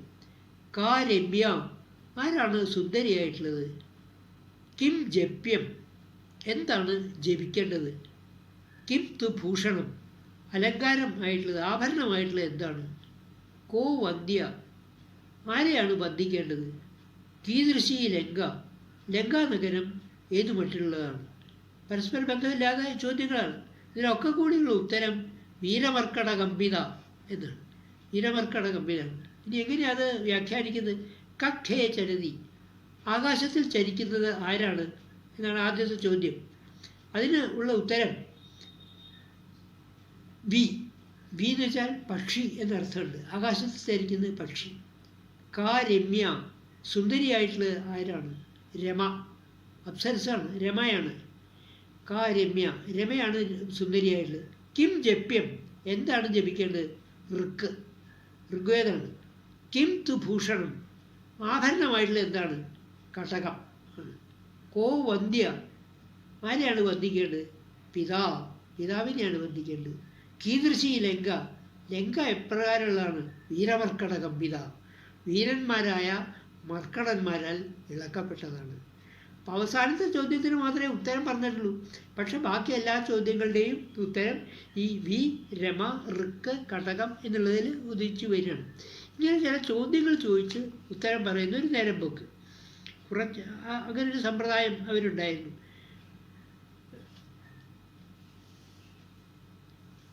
ഒരല്പം നേരം പോക്ക് എന്നുള്ളതിൽ കവിഞ്ഞ് പാണ്ഡിത്യവും ഇത് മതി ഇത്തരം പദ്യങ്ങൾക്ക്. കൊടുങ്ങല്ലൂർ കളരിയിൽ നിന്നും സമാനമായൊരു ശ്ലോകം ഉദ്ധരിക്കാം. അത് തന്നെ മലയാളത്തിലാണ്. ആരോമൽ പ്രിയയാൾ തൊടുന്ന അളവിൽ എന്തുണ്ടായിടും, കാൽനടക്കാരാകും പഥികർക്ക് ഉരുന്തുതമായി തീരുന്നതെന്തുഴിയിൽ, വീരന്മാർ കൊല ചെയ്വതാരെ, ഇതുകൾക്കുള്ളുത്തരം പാർത്തു ചൊല്ലുക ആരോഹത്തിങ്കലും അപ്രകാരം അവരോഹത്തിങ്കലും തുല്യമായി. ചോദ്യങ്ങൾ ഇതൊക്കെയാണ്. ആരോമൽ പ്രിയയാൾ തൊടുന്ന അളവിൽ എന്തുണ്ടായിടും? പ്രിയപ്പെട്ട ഒരുവൾ നിങ്ങളെ തൊടുമ്പോൾ എന്താണ് സംഭവിക്കുക? കാൽനടക്കാരാകും പഥികർക്ക് ഉരുന്തിതമായി തീരുന്നതെന്തൂഴിയിൽ. വെറുതെ നടന്നു പോകുന്ന ആളുകൾക്ക് കാലിന് ബുദ്ധിമുട്ടുണ്ടാക്കുന്നത് എന്താണ്? വീരന്മാർ കൊല ചെയ്വതാരെ? ധീരന്മാരായിട്ടുള്ള ആളുകളെ യുദ്ധത്തിൽ ആരെയാണ് കൊല്ലുക? ഇതുകൾക്ക് ഉത്തരം, ഈ 3 ചോദ്യങ്ങൾക്ക് ഉത്തരം പാർത്തു ചൊല്ലണം. ഈ 3 ചോദ്യങ്ങളുടെയും ഉത്തരം പറയണം. മാത്രമല്ല ഒരു വിശേഷം കൂടിയുണ്ട്. ആ ഉത്തരം ആരോഹത്തിലും അവരോഹത്തിലും തുല്യമായിരിക്കണം. വലത്തോട്ട് വായിച്ചാലും ഇടത്തോട്ട് വായിച്ചാലും ഒരുപോലെ ആയിരിക്കും വേണം. പ്രിയപ്പെട്ടവൾ തൊടുമ്പോൾ എന്തുണ്ടാകും? വഴിയാത്രക്കാരുടെ കാലിന് വേദന ഉണ്ടാക്കുന്നത് എന്ത്? വീരന്മാർ ആരെ വധിക്കും? ഈ ചോദ്യങ്ങൾക്ക് ഒറ്റ ഉത്തരം വേണം. എന്നു മാത്രമല്ല ആ ഉത്തരം വലത്തുനിന്ന് ഇടത്തോട്ട് വായിച്ചാലും ഇടത്തുനിന്ന് വലത്തോട്ട് വായിച്ചാലും ഒന്നു തന്നെയാണ്. കുഞ്ഞുകുട്ടൻ തമ്പുരാൻ്റെ ഉത്തരം അതൊരു ശ്ലോകത്തിൻ്റെ ഭാഗമായിട്ടാണ് അദ്ദേഹം പറഞ്ഞത്. കണ്ടകം എന്നായിരുന്നു. പ്രിയ തൊടുമ്പോൾ ഉണ്ടാകുന്നത് കണ്ടകം. കണ്ടകത്തിന് രോമാഞ്ചം എന്നർത്ഥമുണ്ട്. പഥികർക്ക് വഴിയാത്രക്കാർക്ക് പ്രയാസമുണ്ടാക്കുന്നത് കണ്ടകം. കണ്ടകത്തിന് മുള്ള് എന്നർത്ഥമുണ്ട്. വീരന്മാർ വധിക്കുന്നത് ആരെ? കണ്ടകന്മാരെ, ദുഷ്ടന്മാരെയാണ്. അങ്ങോട്ട് വായിച്ചാലും ഇങ്ങോട്ട് വായിച്ചാലും കണ്ടകം തന്നെ. ഇതൊക്കെ കവിതയാണോ എന്ന് ചോദിച്ചാൽ സംശയമൊന്നുമില്ല, അല്ല. വിജയമാഷ് പറയുന്നതാണ് ശരി. കവിതയുടെ വെള്ളപ്പൊക്കക്കാലം തന്നെയാണ്. ദ്രുത കവിതാ രചനയായിരുന്നു കൊടുങ്ങല്ലൂർ കരയുടെ മറ്റൊരു ഇഷ്ടവിനോദം. എന്തെങ്കിലും ഒരു വിഷയത്തെപ്പറ്റി നിശ്ചിത സമയത്തിനുള്ളിൽ ഇത്ര ശ്ലോകങ്ങൾ എഴുതുക. ഒരുപാട് പേർ പ്രസിദ്ധരും അപ്രസിദ്ധരും ചേർന്ന് എഴുതിക്കൂട്ടിയ നാൽക്കാലികൾക്ക് കയ്യും കണക്കുമില്ല. ഈ ദ്രുത കവിതാരചനാ കമ്പം ദ്രുത നാടകരചന വരെ എത്തിച്ചേർന്നു. ഒരു തവണ AR രാജരാജവർമ്മ കൊടുങ്ങല്ലൂരെത്തി. കൊടുങ്ങല്ലൂർ കൊട്ടാരത്തിൻ്റെ തൂണുകൾക്ക് പോലും സംസ്കൃതം സംസാരിക്കാം എന്ന് പറഞ്ഞത് AR തമ്പുരാനാണ്. തമ്പുരാൻ്റെ സന്ദർശനം ആഘോഷിക്കാൻ വേണ്ടി കൊടുങ്ങല്ലൂർ കളരിക്കാർ ഒരു ദ്രുത നാടക രചനാ മത്സരം അങ്ങോട്ട് സംഘടിപ്പിച്ചു. 8 മണിക്കൂർ സമയം, 5 അംഗങ്ങളും ചുരുങ്ങിയത് 100 ശ്ലോകങ്ങളുമുള്ള ഒരു നാടകം എഴുതണം. AR ആണ് നാടകത്തിൻ്റെ ഇതിവൃത്തം നിശ്ചയിച്ചത്. ലക്ഷണാസംഗമോ ഗംഗാവതരണമോ ഏതോ ഒന്നായിരുന്നു ഇതിവൃത്തം. എതിർച്ചയാ അന്ന് അവിടെ എത്തിച്ചേർന്നിരുന്ന കടകൈരി ചെറിയ മാപ്പിളയും മത്സരത്തിൽ പങ്കുചേർന്നു.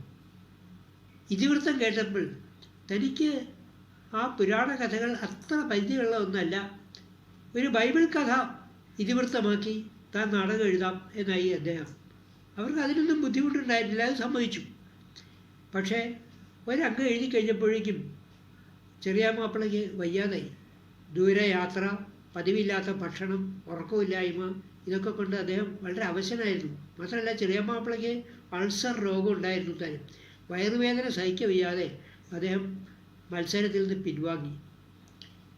ഇതിനെപ്പറ്റി പിന്നീട് കളരിക്കാരിൽ ഒരാൾ പറഞ്ഞ നേരമ്പോക്ക് ചെറിയ മാപ്പിള നാടകം എഴുതി തുടങ്ങി നോവലായി എന്നാണ്. പിൽക്കാലത്ത് ചെറിയ മാപ്പിള നാടകം പൂർത്തിയാക്കുകയുണ്ടായി. യൂതജീവേശ്വരി എന്ന നാടകം. കൊടുങ്ങല്ലൂർ കളരിയിൽ നിന്ന് ഒരുപക്ഷെ നമുക്ക് കിട്ടിയിട്ടുള്ള ഏറ്റവും ശ്രദ്ധേയമായൊരു വിഭാഗം അതിമനോഹരമായ മുക്തകങ്ങളാണ്. പിന്നെ ആ മുക്തകങ്ങളുടെ പാരമ്പര്യം നമ്മൾ KK രാജാവിൽ കാണുന്നുണ്ട്, VK ഗോവിന്ദൻ നായർ കാണുന്നുണ്ട്, NK ദേശത്തിൽ കാണുന്നുണ്ട്. അങ്ങനെ അടുത്ത കാലം വരെ അത് വരുന്നുണ്ട്. അതിമനോഹരമായ മുക്തകങ്ങൾ എത്രയാണ് കൊടുങ്ങല്ലൂർ കളരിക്കാർ എഴുതി കൂട്ടിയത് എന്നതിന് കണക്കില്ല. കാത്തോള്ളി അച്ചുമേനോൻ എഴുതിയ അതിമനോഹരമായൊരു മുക്തകം ഉദാഹരണമായി ഉദ്ധരിക്കാം. ഭക്തിയുടെയും വാത്സല്യത്തിൻ്റെയും സമഞ്ജസമായ സമ്മേളനം. ഇതാണ് ആ ശ്ലോകം.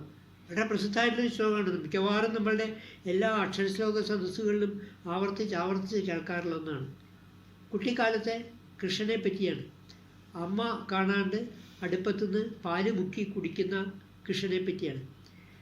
തിണ്ണം ചെന്നങ്ങടുപ്പിൽ തെളിവിനോട് തിളയ്ക്കുന്ന പാൽ ഒട്ടു പൊന്നിൻ കിണ്ണം കൊണ്ട് അമ്മ കാണാതെ അടവിലുടനുടൻ മുക്കി മുക്കിൽ പതുങ്ങി കർണം പാർത്തിട്ടു നിന്ന് അങ്ങനെ ചൊടിയിട കൊണ്ട് ഊതി ഊതി കുടിക്കും കണ്ണൻ കല്യാണപൂർണൻ കലകമലദല കണ്ണനൻ കണ്ണിലാമോ. അതിമനോഹരമായിട്ടുള്ള വർണ്ണനയാണ്. ചെറുശ്ശേരിക്ക് പോലും അസൂയ തോന്നുന്ന മറ്റുള്ള ഒരു ശ്ലോകം. തിണ്ണം ചെന്നങ് അടുപ്പിൽ തെളിവിനോട് തിളയ്ക്കുന്ന പാൽ ഒട്ടു പൊന്നിൻ കിണ്ണം കൊണ്ട് അമ്മ കാണാതെ അടവിലുടനുടൻ മുക്കി മുക്കിൽ പതുങ്ങി കർണം പാർത്തിട്ടു നിന്ന് അങ്ങനെ ചൊടിയിണ കൊണ്ട് ഊതി ഊതി കുടിക്കും കണ്ണൻ കല്യാണപൂർണൻ കലകമലദല കണ്ണൻ എൻ കണ്ണിലാമോ. അവരുടെ ഇഷ്ടവിനോദങ്ങളിലൊന്ന് അക്ഷരശ്ലോകമായിരുന്നു. അക്ഷരശ്ലോകം അത്ര പഴക്കമുള്ള ഒരു സാഹിത്യ വിനോദമാണ് എന്നെനിക്ക് തോന്നുന്നില്ല. എന്നാണ് തുടങ്ങിയത് എന്നറിയാൻ ഒരു വഴിയും ഇല്ലാതാനും. എനിക്ക് തോന്നുന്നത് നമ്പ്യാരുടെ കാലത്തൊന്നും അക്ഷരശ്ലോകം ഉണ്ടായിരുന്നില്ല. ഉണ്ടായിരുന്നെങ്കിൽ ഏതെങ്കിലും ഒരു തുള്ളിൽ അത് കയറി കൂടിയേനെ.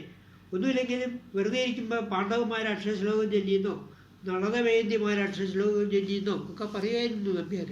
അതൊന്നും ഉണ്ടായിട്ടില്ല. ഒരാളൊരു ശ്ലോകം ചൊല്ലുന്നു, അതിൻ്റെ 3-ാം പാദത്തിലെ ആദ്യ അക്ഷരത്തിൽ തുടങ്ങുന്ന മറ്റൊരു ശ്ലോകം രണ്ടാമത് ഒരാൾ ചൊല്ലുന്നു. ഈ പ്രക്രിയ തുടരുകയാണ്.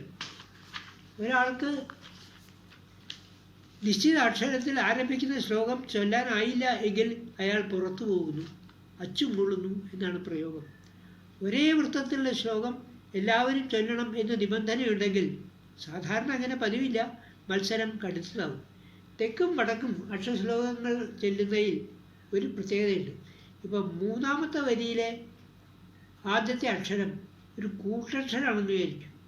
കൂട്ടക്ഷരമാണെങ്കിൽ വടക്കൻ ദിക്കുകളിൽ അതിൽ രണ്ടാമത് വരുന്ന വ്യഞ്ജനം ആണ് പിന്നെ അടുത്തിരിക്കുന്ന ആൾ ചൊല്ലുന്നുണ്ട്. തെക്കൻ ദിക്കുകളിലാണെങ്കിൽ ആദ്യം വരുന്ന വ്യഞ്ജനമാണ് ചൊല്ലുക. അനുഷ്ഠിപ്പ് ശ്ലോകങ്ങൾ മത്സരത്തിൽ എന്തുകൊണ്ടോ ഉപയോഗിക്കാറില്ല.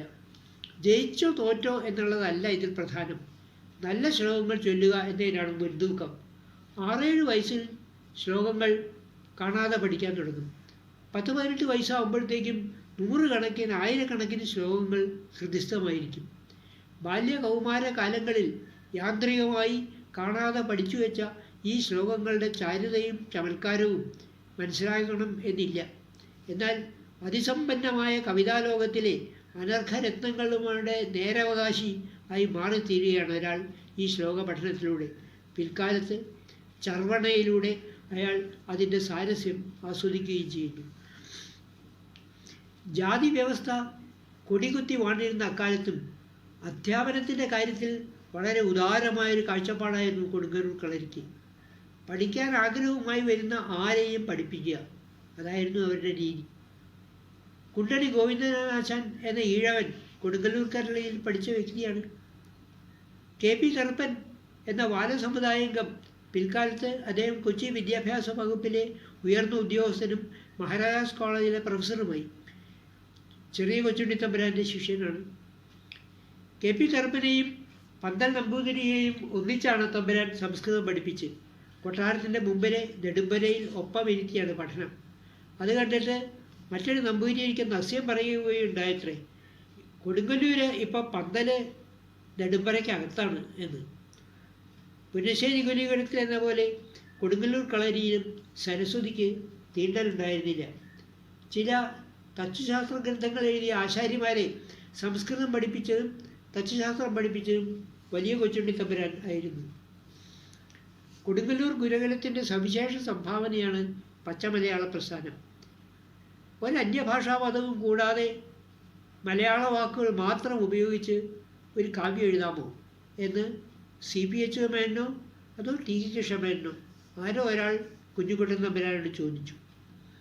ആ വെല്ലുവിളി ഏറ്റെടുത്ത തമ്പുരാൻ നല്ല ഭാഷ എന്നൊരു കൃതി പച്ചമലയാളത്തിൽ എഴുതി. ഇതാണ് മലയാളത്തിലെ ആദ്യത്തെ പച്ചമലയാള ഖണ്ഡകാവ്യം. ഇംഗ്ലീഷിൻ്റെയും സംസ്കൃതത്തിൻ്റെയും സഹായം കൂടാതെ അവയിൽ നിന്നുള്ള പദങ്ങൾ സ്വീകരിക്കാതെ മലയാളിക്ക് സംസാരിക്കാൻ പോലും പറ്റില്ല എന്നതാണ് അവസ്ഥ. ഞാനൊരു ഉദാഹരണം പറയാം. മൂത്രം എന്ന വാക്ക് സംസ്കൃതമാണ്. അതിനെന്താ മലയാള വാക്ക്? എത്ര പേർക്ക് അതിൻ്റെ മലയാള വാക്കറിയാം? തീർച്ചയായും സംസ്കൃതക്കാരൻ വരുന്നതിന് മുമ്പ് മലയാളി മൂത്രമൊഴിച്ചിട്ടുണ്ടാവുമല്ലോ. നമ്മളത് ആലോചിക്കാറില്ല. മലയാളം വാക്ക് എന്നുള്ള നിലയിലാണ് നമ്മൾ ഉപയോഗിക്കുന്നത്. ഒരുപാട് അന്വേഷിച്ചിട്ടാണ് ഒരു വൈദ്യൻ എനിക്ക് പറഞ്ഞു തന്ന് ചെറുനീര് എന്നാണ് അത്ര പദം.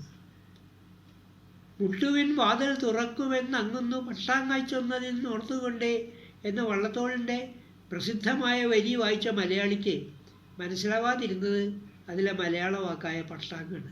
ബാക്കിയൊക്കെ അയാൾക്ക് മനസ്സിലായി. അതിൻ്റെ സംസ്കൃതം പറഞ്ഞപ്പോൾ മനസ്സിലാവുകയും ചെയ്തു. പട്ടാങ്ങ് സത്യം. Bench, desk, book, chalk, slate, pencil ഒക്കെ ഇന്ന് മലയാള വാക്കുകളാണ്.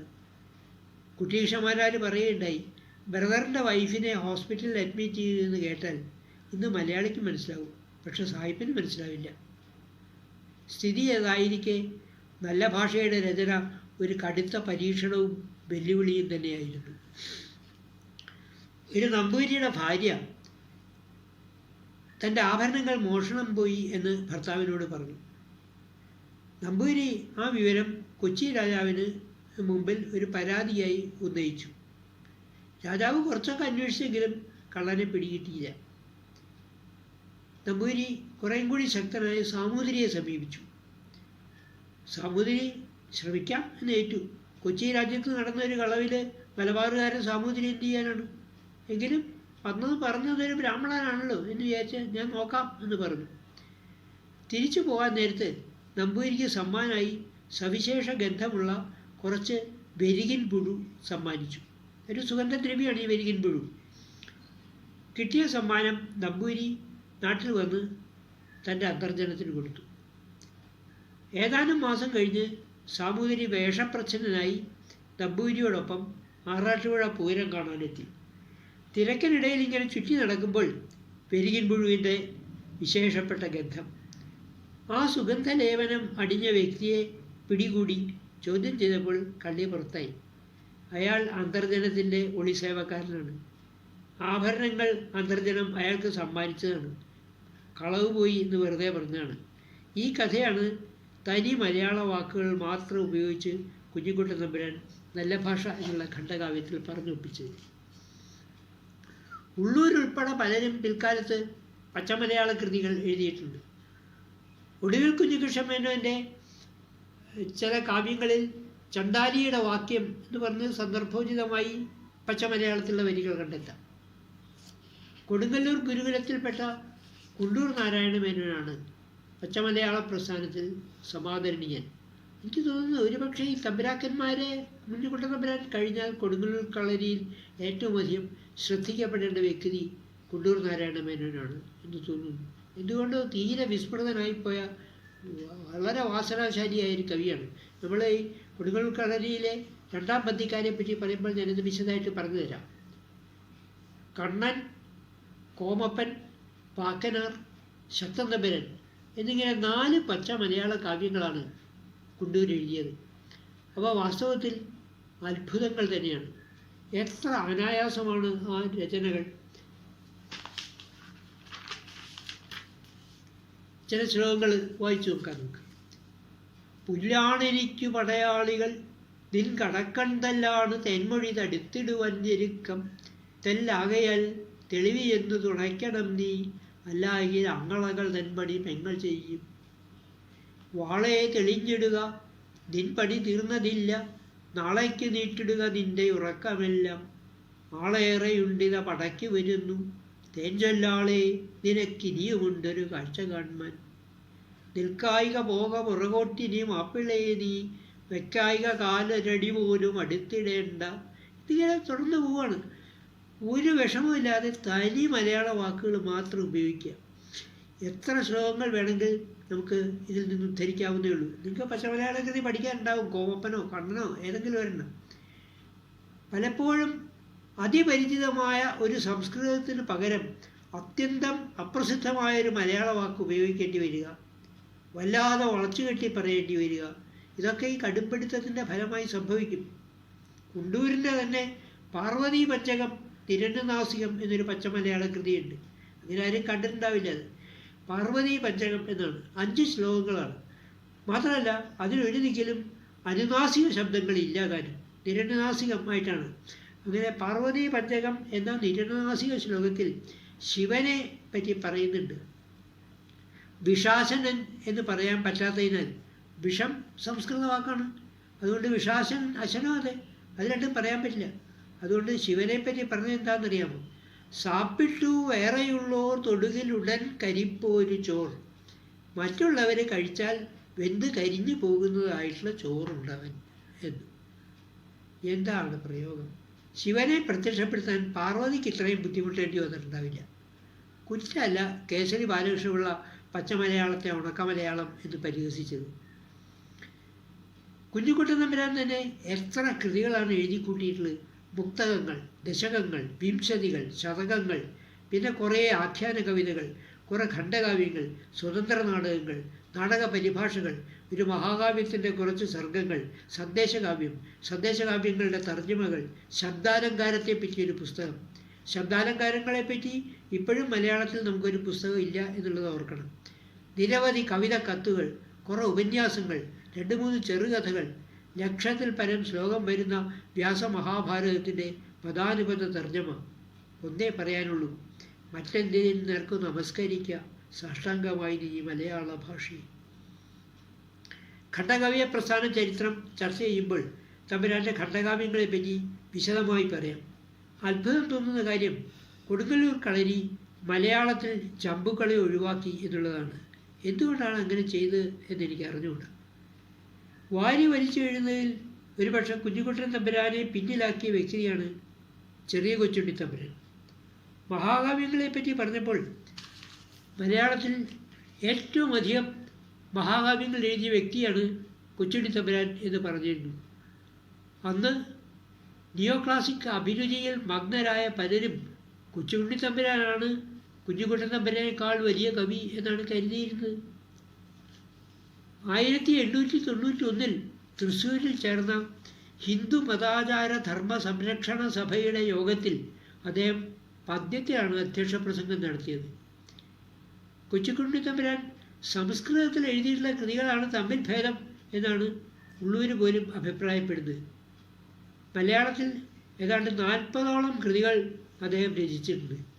അംബോപദേശം, സോമതിലകം ഭാണം, കല്യാണി നാടകം, ഉമാവിവാഹം, ഫൽഗുനവീര്യം, ദേവീമാഹാത്മ്യം വിവർത്തനം, സുന്ദരകാന്ഡം തുള്ളൽ, ഭദ്രോൽപ്പത്തി കിളിപ്പാട്ട്, രാമാശ്വമേധം കിളിപ്പാട്ട്, ശ്രീമഹാഭാഗവതം ഗാഥ, കാന്തവൃത്തം എന്നിങ്ങനെ പല രചനകൾ. ഇവയിൽ നാടകങ്ങളുണ്ട്, കിളിപ്പാട്ടുകളുണ്ട്. കൂടാതെ ചില ഗദ്യകൃതികളും അദ്ദേഹം എഴുതിയിട്ടുണ്ട്. സോമതിലകം ഭാണം ആദ്യകാല കൃതിയാണ്. മലയാളത്തിൽ ആകെ 2 ഭാണങ്ങളേ ഉള്ളൂ. ദശരൂപകങ്ങളിൽപ്പെട്ട ഒന്നാണ് ഭാണം. ഒറ്റ കഥാപാത്രം മാത്രമുള്ള രൂപകത്തിനാണ് ഭാണം എന്ന് പറയുക. ഈ സോമതിലകം ഭാണം, പിന്നെ ഒരു കാമതിലകം ഭാണം ഉണ്ട്. അതിൻ്റെ രണ്ടിൻ്റെയും പ്രസിദ്ധീകരണത്തിൽ എന്തൊക്കെയോ ചില കുഴപ്പങ്ങൾ പറ്റിയിട്ടുണ്ടെന്ന് തോന്നുന്നു. ഒന്നിലും ശ്ലോകങ്ങൾ തന്നെ മറ്റൊന്നിലും കാണുന്നുണ്ട്. പാഞ്ചാലി സ്വയംവരം, അജ്ഞാതവാസം എന്നീ നാടകങ്ങൾ എഴുതി എന്നറിയാം എന്നല്ലാതെ അവ കണ്ടുകിട്ടിയിട്ടില്ല. കല്യാണി നാടകം മലയാളത്തിലെ ആദ്യത്തെ സ്വതന്ത്ര നാടകമാണ് എന്ന് പറഞ്ഞാൽ പോരാ, മലയാളത്തിലെ ഏറ്റവും മോശപ്പെട്ട നാടകങ്ങളിലൊന്നും അതാണ് എന്നുകൂടി പറയണം. ഇത്രയും കാവ്യപരിചയവും പാണ്ഡിത്യവുമുള്ള ഒരാൾ എങ്ങനെ ഇത്ര വികലമായൊരു രചനയ്ക്ക് തയ്യാറായി എന്ന് മനസ്സിലാവുന്നില്ല. മലയാളത്തിലെ ആദ്യത്തെ നോവൽ എക്കാലത്തെയും മലയാളത്തിലെ നല്ല നോവലുകളുടെ കൂട്ടത്തിലൊന്നാവുമ്പോൾ മലയാളത്തിലെ ഈ ആദ്യ നാടകം മലയാളത്തിലെ എക്കാലത്തെയും മോശപ്പെട്ട നാടകങ്ങളുടെ കൂട്ടത്തിൽ ഒന്നാണ്. തമ്പുരാൻ്റെ ഭേദപ്പെട്ട രചനകൾ മഹാകാവ്യങ്ങളാണ്. ഏറെ നീണ്ട കിളിപ്പാട്ടാണ് രാമാശ്വമേധം. അതാവട്ടെ സ്വതന്ത്ര കൃതിയല്ല, പത്മപുരാണത്തിലെ ഒരു ഭാഗത്തിൻ്റെ തർജ്ജമയാണ്. കൊടുങ്ങല്ലൂർ കവികൾ തർജ്ജമ ചെയ്യുന്നത് സാമാന്യമായ ഒരർത്ഥം പകരണം എന്ന ലക്ഷ്യത്തോടു കൂടി മാത്രമാണ്. അല്ലാതെ മൂലകൃതിയുടെ ചാരുതകൾ ചോർന്നു പോകരുത് എന്നൊരു നിർബന്ധമൊന്നും അവരെപ്പോഴും പാലിക്കാറില്ല. തമ്പുരാൻ്റെ രചനകളുടെ കൂട്ടത്തിൽ വളരെ ഉദാസീനമായി എഴുതിയ ഒരു കൃതി കൂടിയുണ്ട്, കാന്തവൃത്തം എന്ന്. വൃത്തശാസ്ത്രത്തെപ്പറ്റി ഇതിലേറെ മോശപ്പെട്ട രീതിയിൽ ഒരു കൃതി എഴുതാൻ പറ്റില്ല. അദ്ദേഹത്തിൻ്റെ കൃതികളിൽ മടുപ്പിക്കുന്ന ഒന്നാണ് അതിവാത വർഷം എന്ന പേരിലൊന്ന്. 99-ലെ വെള്ളപ്പൊക്കത്തെ പറ്റിയാണ് ഒരു വർണ്ണന. കുറച്ച് കാര്യം ശ്ലോകത്തിൽ എഴുതും. കുറച്ച് കാര്യം എന്ന് വെച്ചാൽ 10-20 ശ്ലോകം ഒരു കാര്യത്തെ വർണ്ണിച്ചുകൊണ്ട് അങ്ങനെ എഴുതും. പിന്നെ അതേ കാര്യങ്ങൾ തന്നെ ദ്രാവിഡ വൃത്തത്തിൽ വീണ്ടും എഴുതും. എന്താ ഇതുകൊണ്ട് അദ്ദേഹം ഉദ്ദേശിക്കുന്നത് എന്നൊന്നും അറിയാൻ വയ്യ. ഏറ്റവും ബൃഹത്തായ കൃതി ശ്രീമദ് ഭാഗവതം പാട്ടാണ്. അതിൽ ചിലയിടങ്ങളിൽ അദ്ദേഹം സംസ്കൃത വൃത്തം സ്വീകരിച്ചിട്ടുണ്ട്. മഞ്ഞരിയിൽ എഴുതിയിട്ടുള്ള ഭാഗങ്ങളെക്കാൾ ഭേദം അവയാണ് എന്നേ പറയാനുള്ളൂ. കൊച്ചുണ്ണി തമ്പുരാൻ കവിതയെ എക്കാലത്തും കരകൗശലത്തിനപ്പുറം ഗൗരവമുള്ള ഒന്നായി കണ്ടിട്ടില്ല എന്നുള്ളതാണ് സത്യം. നമ്മളത് കാര്യം തുറന്നു പറഞ്ഞാലേ ആളുകൾക്ക് ബോധ്യമാകുള്ളൂ. കൊടുങ്ങല്ലൂർ കളരി എന്ന് കേൾക്കുമ്പോൾ മനസ്സിൽ നമുക്ക് ആദ്യം ഉദിക്കുന്ന ചിത്രം കുഞ്ഞുകുട്ടൻ തമ്പുരാൻ്റേതാണ്. വൈലോപ്പള്ളി എഴുതുന്നുണ്ട്. ചരിത്രത്തിലെ ചാരുദൃശ്യം എന്ന പേരിൽ വൈലോപ്പള്ളി മാഷെ മനോഹരമായിട്ടൊരു കവിതയുണ്ട്. അതിൽ കുഞ്ഞുകുട്ടൻ തമ്പുരാനെ 2 ശ്ലോകങ്ങളിലാണ് അദ്ദേഹം വർണ്ണിക്കുന്നത്. നിങ്ങൾ കണ്ടു കാണും. വലതുവശത്തേക്ക് കുടുമ കെട്ടി നെറ്റിയിട്ട് മാറത്തുമൊക്കെ ഭസ്മം വരച്ച് കുറിയിട്ട് ഇടത്തെ തോളത്ത് ഒരു 2-ാം മുണ്ട് ഇട്ടിരിക്കുന്ന തമ്പുരാൻ്റെ ചിത്രം.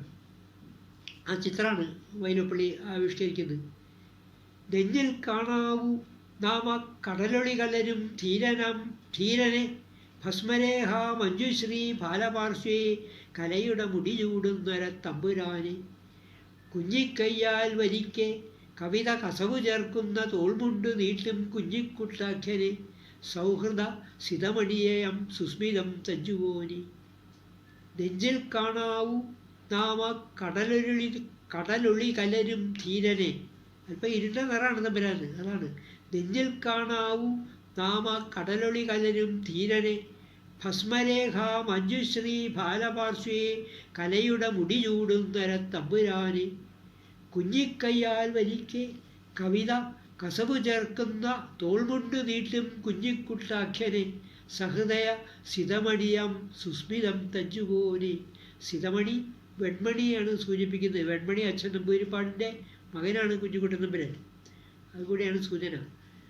അദ്ദേഹത്തിൻ്റെ മഹാഭാരത പരിഭാഷയെപ്പറ്റിയും വൈലോപ്പള്ളി സാത്ഭുതം രേഖപ്പെടുത്തിയിട്ടുണ്ട്. തൂണിൽ കാവ്യം തുളുമ്പും തുറമുഖം അതിൽ നിന്ന് അന്നൊരാൾ കൊച്ചു നാടൻ തോണിക്കുള്ളിൽ കടന്നാൻ ഭയജനക മഹാഭാരതത്തിൻ സമുദ്രം.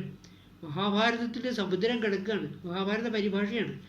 എങ്ങനെ വലിയ കടലിലേക്ക് ഒരു കൊച്ചു തോണിയിൽ ഒരാൾ അപ്പുറം കിടക്കുന്ന പോലെയാണ്. തൂണിൽ കാവ്യം തുളുമ്പും. മറ്റേ കൊടുങ്ങല്ലൂർ കൊട്ടാരത്തിൻ്റെ തൂണ് പോലും സംസ്കൃതം പറയും എന്ന് AR പറഞ്ഞ് ഓർക്കുക. തൂണിൽ കാവ്യം തുളുമ്പും തുറമുഖം അതിൽ നിന്ന് അന്നൊരാൾ കൊച്ചു നാടൻ തോണിക്കുള്ളിൽ കടന്നാൻ ഭയജനകം മഹാഭാരതത്തിൻ സമുദ്രം മാണിക്യച്ചുണ്ടിൽ വേദക്കരിയൊടു അണിയത്തുണ്ട് തുഞ്ചൻ്റെ കീരം. അതിനു മുമ്പ് മഹാഭാരതം തർജ്ജമ ചെയ്തത് എഴുത്തച്ഛനാണ്. ആ എഴുത്തച്ഛനെ ആലോചിച്ചുകൊണ്ടാണ് തുഞ്ചൻ്റെ കീരം. എഴുത്തച്ഛൻ്റെ കിളിയാണ് ഈ കൊച്ചു വഞ്ചിയുടെ ഒരറ്റത്തിരിക്കുന്നത്. മാണിക്യച്ചുണ്ടിൽ വേദക്കരിയോടും അണിയത്തുണ്ട് തുഞ്ചൻ്റെ കീരം ചേടിൽ കാർമിൻ്റലഞ്ചും ചിരിയോടും അമരത്ത് കാളിതാനോ. അമരത്തിരിക്കുന്നത് ഭദ്രകാളി തന്നെയാണോ എന്നാണ് സംശയം. എത്രയാണ് അദ്ദേഹം എഴുതിയത് എന്നതിന് കണക്കും കയ്യുമില്ല. എഴുതുക മാത്രമല്ല, എഴുതിക്കുകയും അദ്ദേഹത്തിൻ്റെ ദൗത്യമായിരുന്നു. സുഹൃത്തുക്കളുടെ തുണയോടെ 18 പുരാണങ്ങളും മലയാളിക്ക് അവൻ്റെ ഭാഷയിൽ ലഭ്യമാക്കണം എന്ന ആഗ്രഹം മതി അദ്ദേഹത്തിൻ്റെ ഭാഷാഭിമാനത്തിൻ്റെ സൂചനയായിട്ട്. ഒരു പക്ഷേ ഈ മഹാപ്രതിഭയ്ക്ക് തൻ്റെ പരിമിതികളെപ്പറ്റിയും ബോധ്യമുണ്ടായിരുന്നു എന്ന് തോന്നുന്നു. അതും പ്രതിഭയുടെ ലക്ഷണം തന്നെയാണല്ലോ. അതുകൊണ്ടാവാം അദ്ദേഹം കാളിദാസ കാവ്യങ്ങളിൽ പലതും വിവർത്തനം ചെയ്യാതിരുന്നത്. ധ്വനിപ്രധാനമായ കവിതകൾ തനിക്ക് വഴങ്ങില്ല എന്ന് അദ്ദേഹം കണ്ടെത്തിയിരുന്നു എന്ന് വേണം കരുതാൻ. അല്ലെങ്കിൽ മേഘദൂതം പോലെ ഒരു കൃതി ഒഴിവാക്കി ശുഖകോകില സന്ദേശങ്ങൾ അദ്ദേഹം പരിഭാഷയ്ക്ക് തിരഞ്ഞെടുക്കുകയായിരുന്നില്ല. അദ്ദേഹം ശാകുന്തളം പരിഭാഷപ്പെടുത്തുകയില്ല. അത് തനിക്ക് പറ്റില്ല എന്ന് അദ്ദേഹത്തിന് ബോധ്യം ഉണ്ടായിരുന്നിരിക്കണം. പക്ഷെ ശാകുന്തളം പരിഭാഷയെ പറ്റിയല്ല, ശാകുന്തളത്തെയും തമ്പുരാനെയും പറ്റി രസകരമായൊരു കഥയുണ്ട്. ഒരിക്കൽ കൊടുങ്ങല്ലൂർ ഗുരുകുലത്തിലെ ഒരാൾ കുട്ടികളെ സംസ്കൃതം പഠിപ്പിക്കുകയാണ്. ശാകുന്തളമാണ് പഠിപ്പിക്കുന്നത്. ആ ശാകുന്തളത്തിൻ്റെ അവസാന ഭാഗം ഭരത രാജകുമാരൻ ദുഷ്യന്തൻ്റെ മകൻ കൊച്ചുകുട്ടിയായിരിക്കുമ്പോൾ കാശ്യപൻ്റെ ആശ്രമത്തിൽ വെച്ച് സിംഹത്തിൻ്റെ കുട്ടിയെ പിടിച്ചു വലിച്ചെടുത്തിട്ട് അതിൻ്റെ പല്ല് എണ്ണി നോക്കട്ടെ എന്ന് പറയുന്ന ഒരു ഭാഗമുണ്ട്. ഈ സിംഹം ചാടി വീണ് കുട്ടിയെ ഉപദ്രവിച്ചാലോ എന്ന് ഭയന്ന് ഈ കുട്ടിയെ പരിചരിക്കുന്ന ആളുകൾ കുട്ടിയുടെ ശ്രദ്ധ വേർതിരിക്കാൻ, അതിൽ നിന്ന് മാറ്റാൻ ശ്രമിച്ചു നോക്കിയിട്ടും ഈ വികൃതി അതിൽ നിന്ന് മാറുന്നില്ല.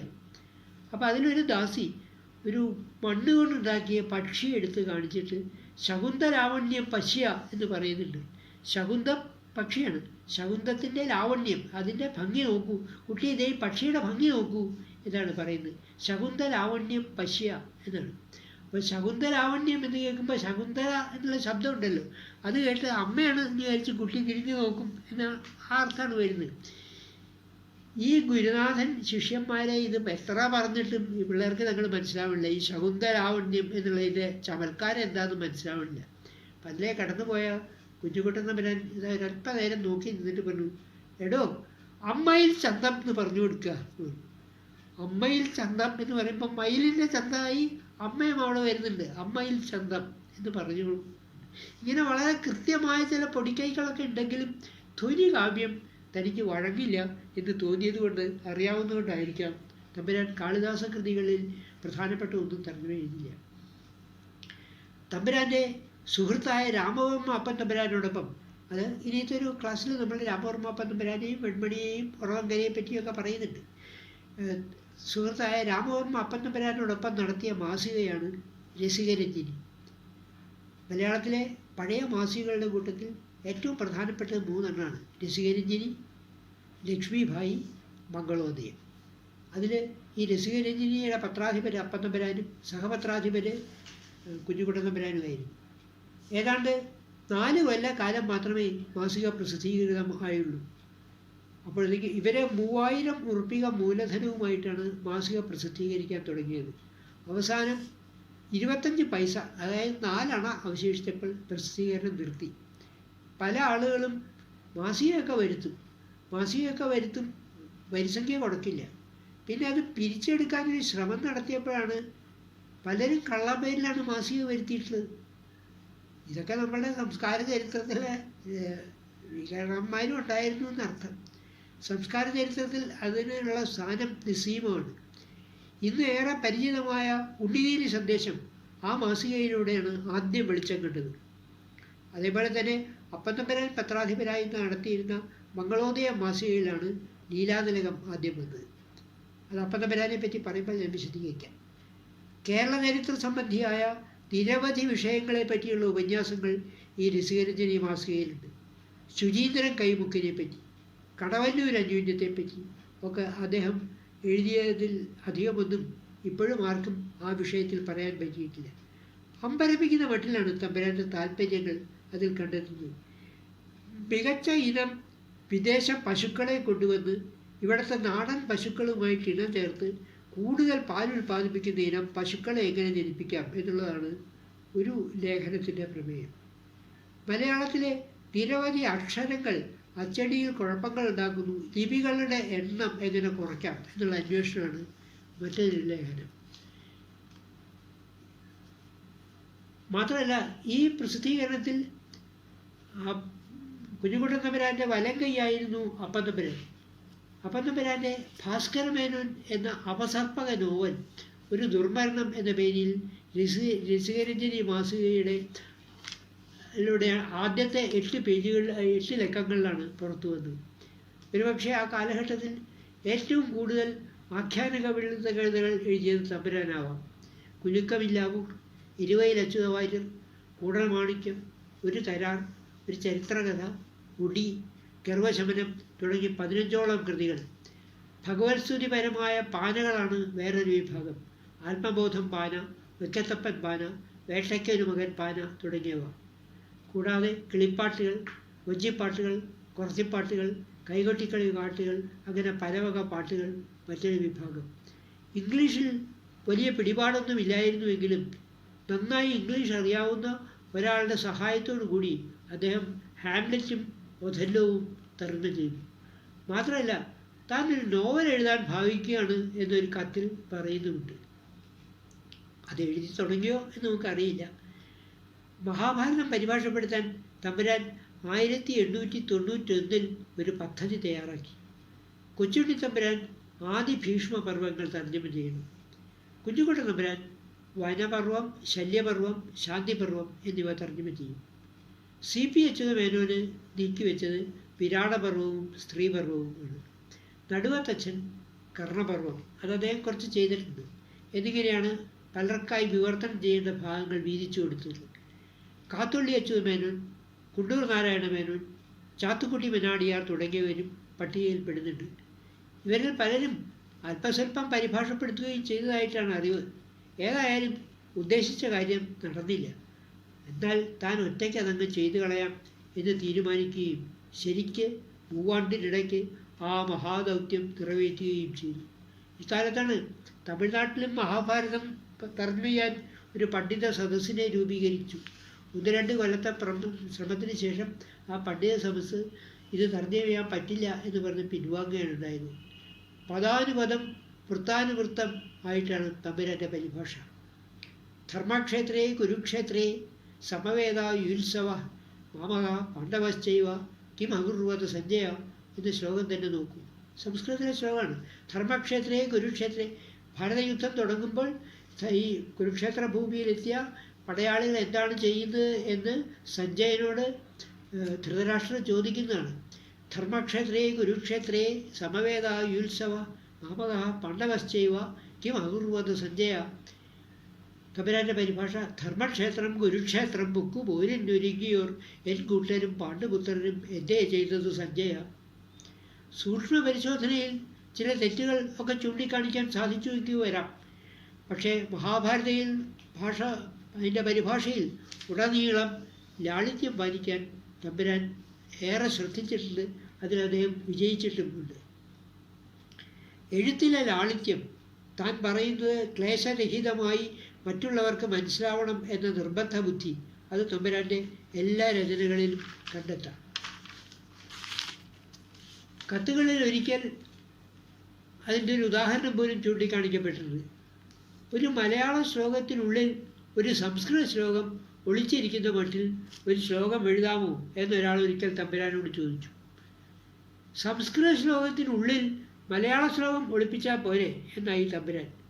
അത് മതി എന്നയാൾ സമ്മതിച്ചപ്പോൾ തമ്പുരാനൊരു സംസ്കൃത ശ്ലോകം എഴുതി. അത് ഞാൻ വായിക്കുന്നില്ല, ഒരു അത്ര ഭംഗിയൊന്നുമില്ലാത്തൊരു ശ്ലോകമാണ്.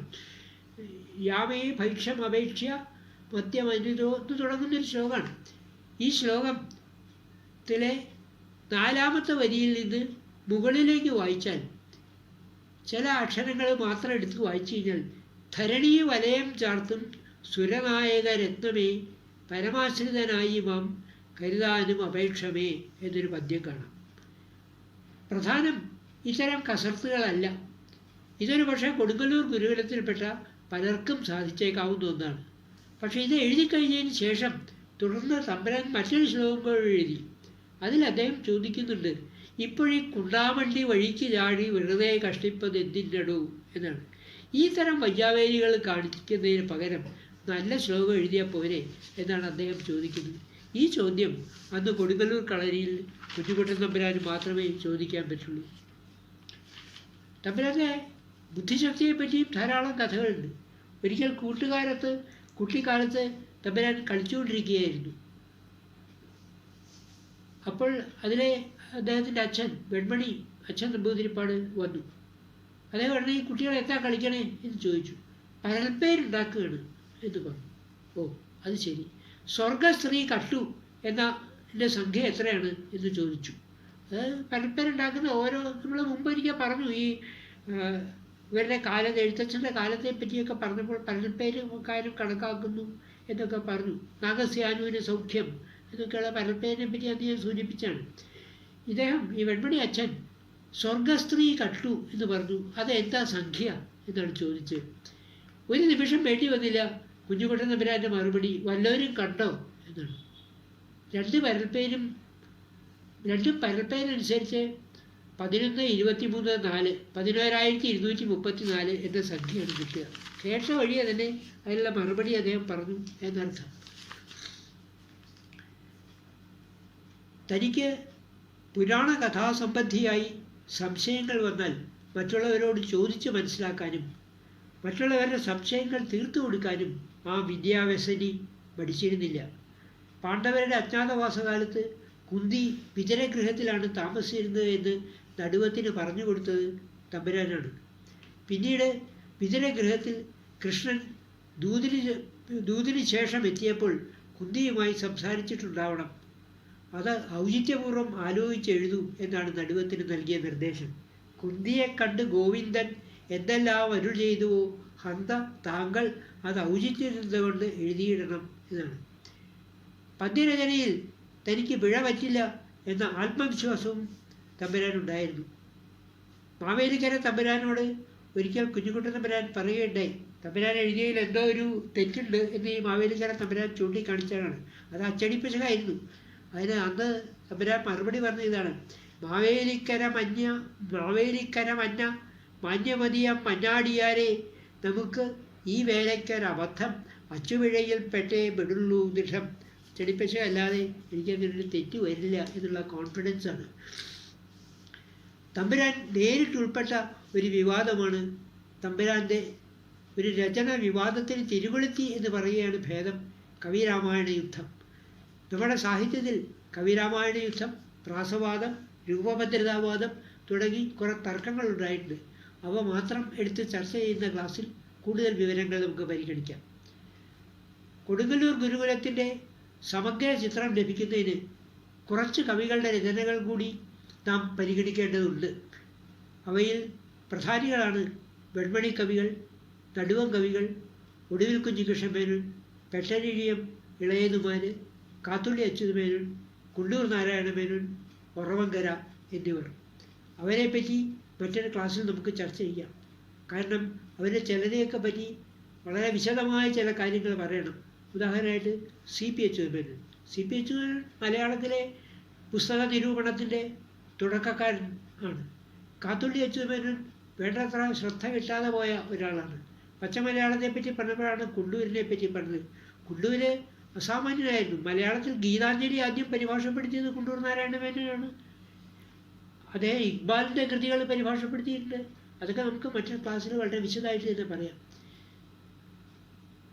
ഈ നമ്മളിപ്പോൾ സൂചിപ്പിച്ച ഈ കവികൾ, പിന്നെ തിരുവിതാംകൂറിൽ നിന്ന് കേരളവർമ്മ വലിയ തമ്പുരാൻ, KC കേശവപിള്ള, AR തമ്പുരാൻ, പന്തളം കേരളവർമ്മ, മൂലൂർ പത്മനാഭ പണിക്കർ, കൊട്ടാരത്തിൽ ചെങ്കുട്ടി എന്നിവർ. വടക്കേ മലബാറിൽ നിന്ന് KC നാരായണ നമ്പ്യാർ, PV കൃഷ്ണവാര്യർ, കടത്തനാട്ട് ഉദയവർമ്മ രാജ, ഇവരെ പറ്റിയും ഉള്ള പഠനം വേണം. ഇതൊക്കെ കൂടി ചേർന്നാലാണ് മലയാളത്തിലെ നിയോക്ലാസിക് കവിതയുടെ പഠനം.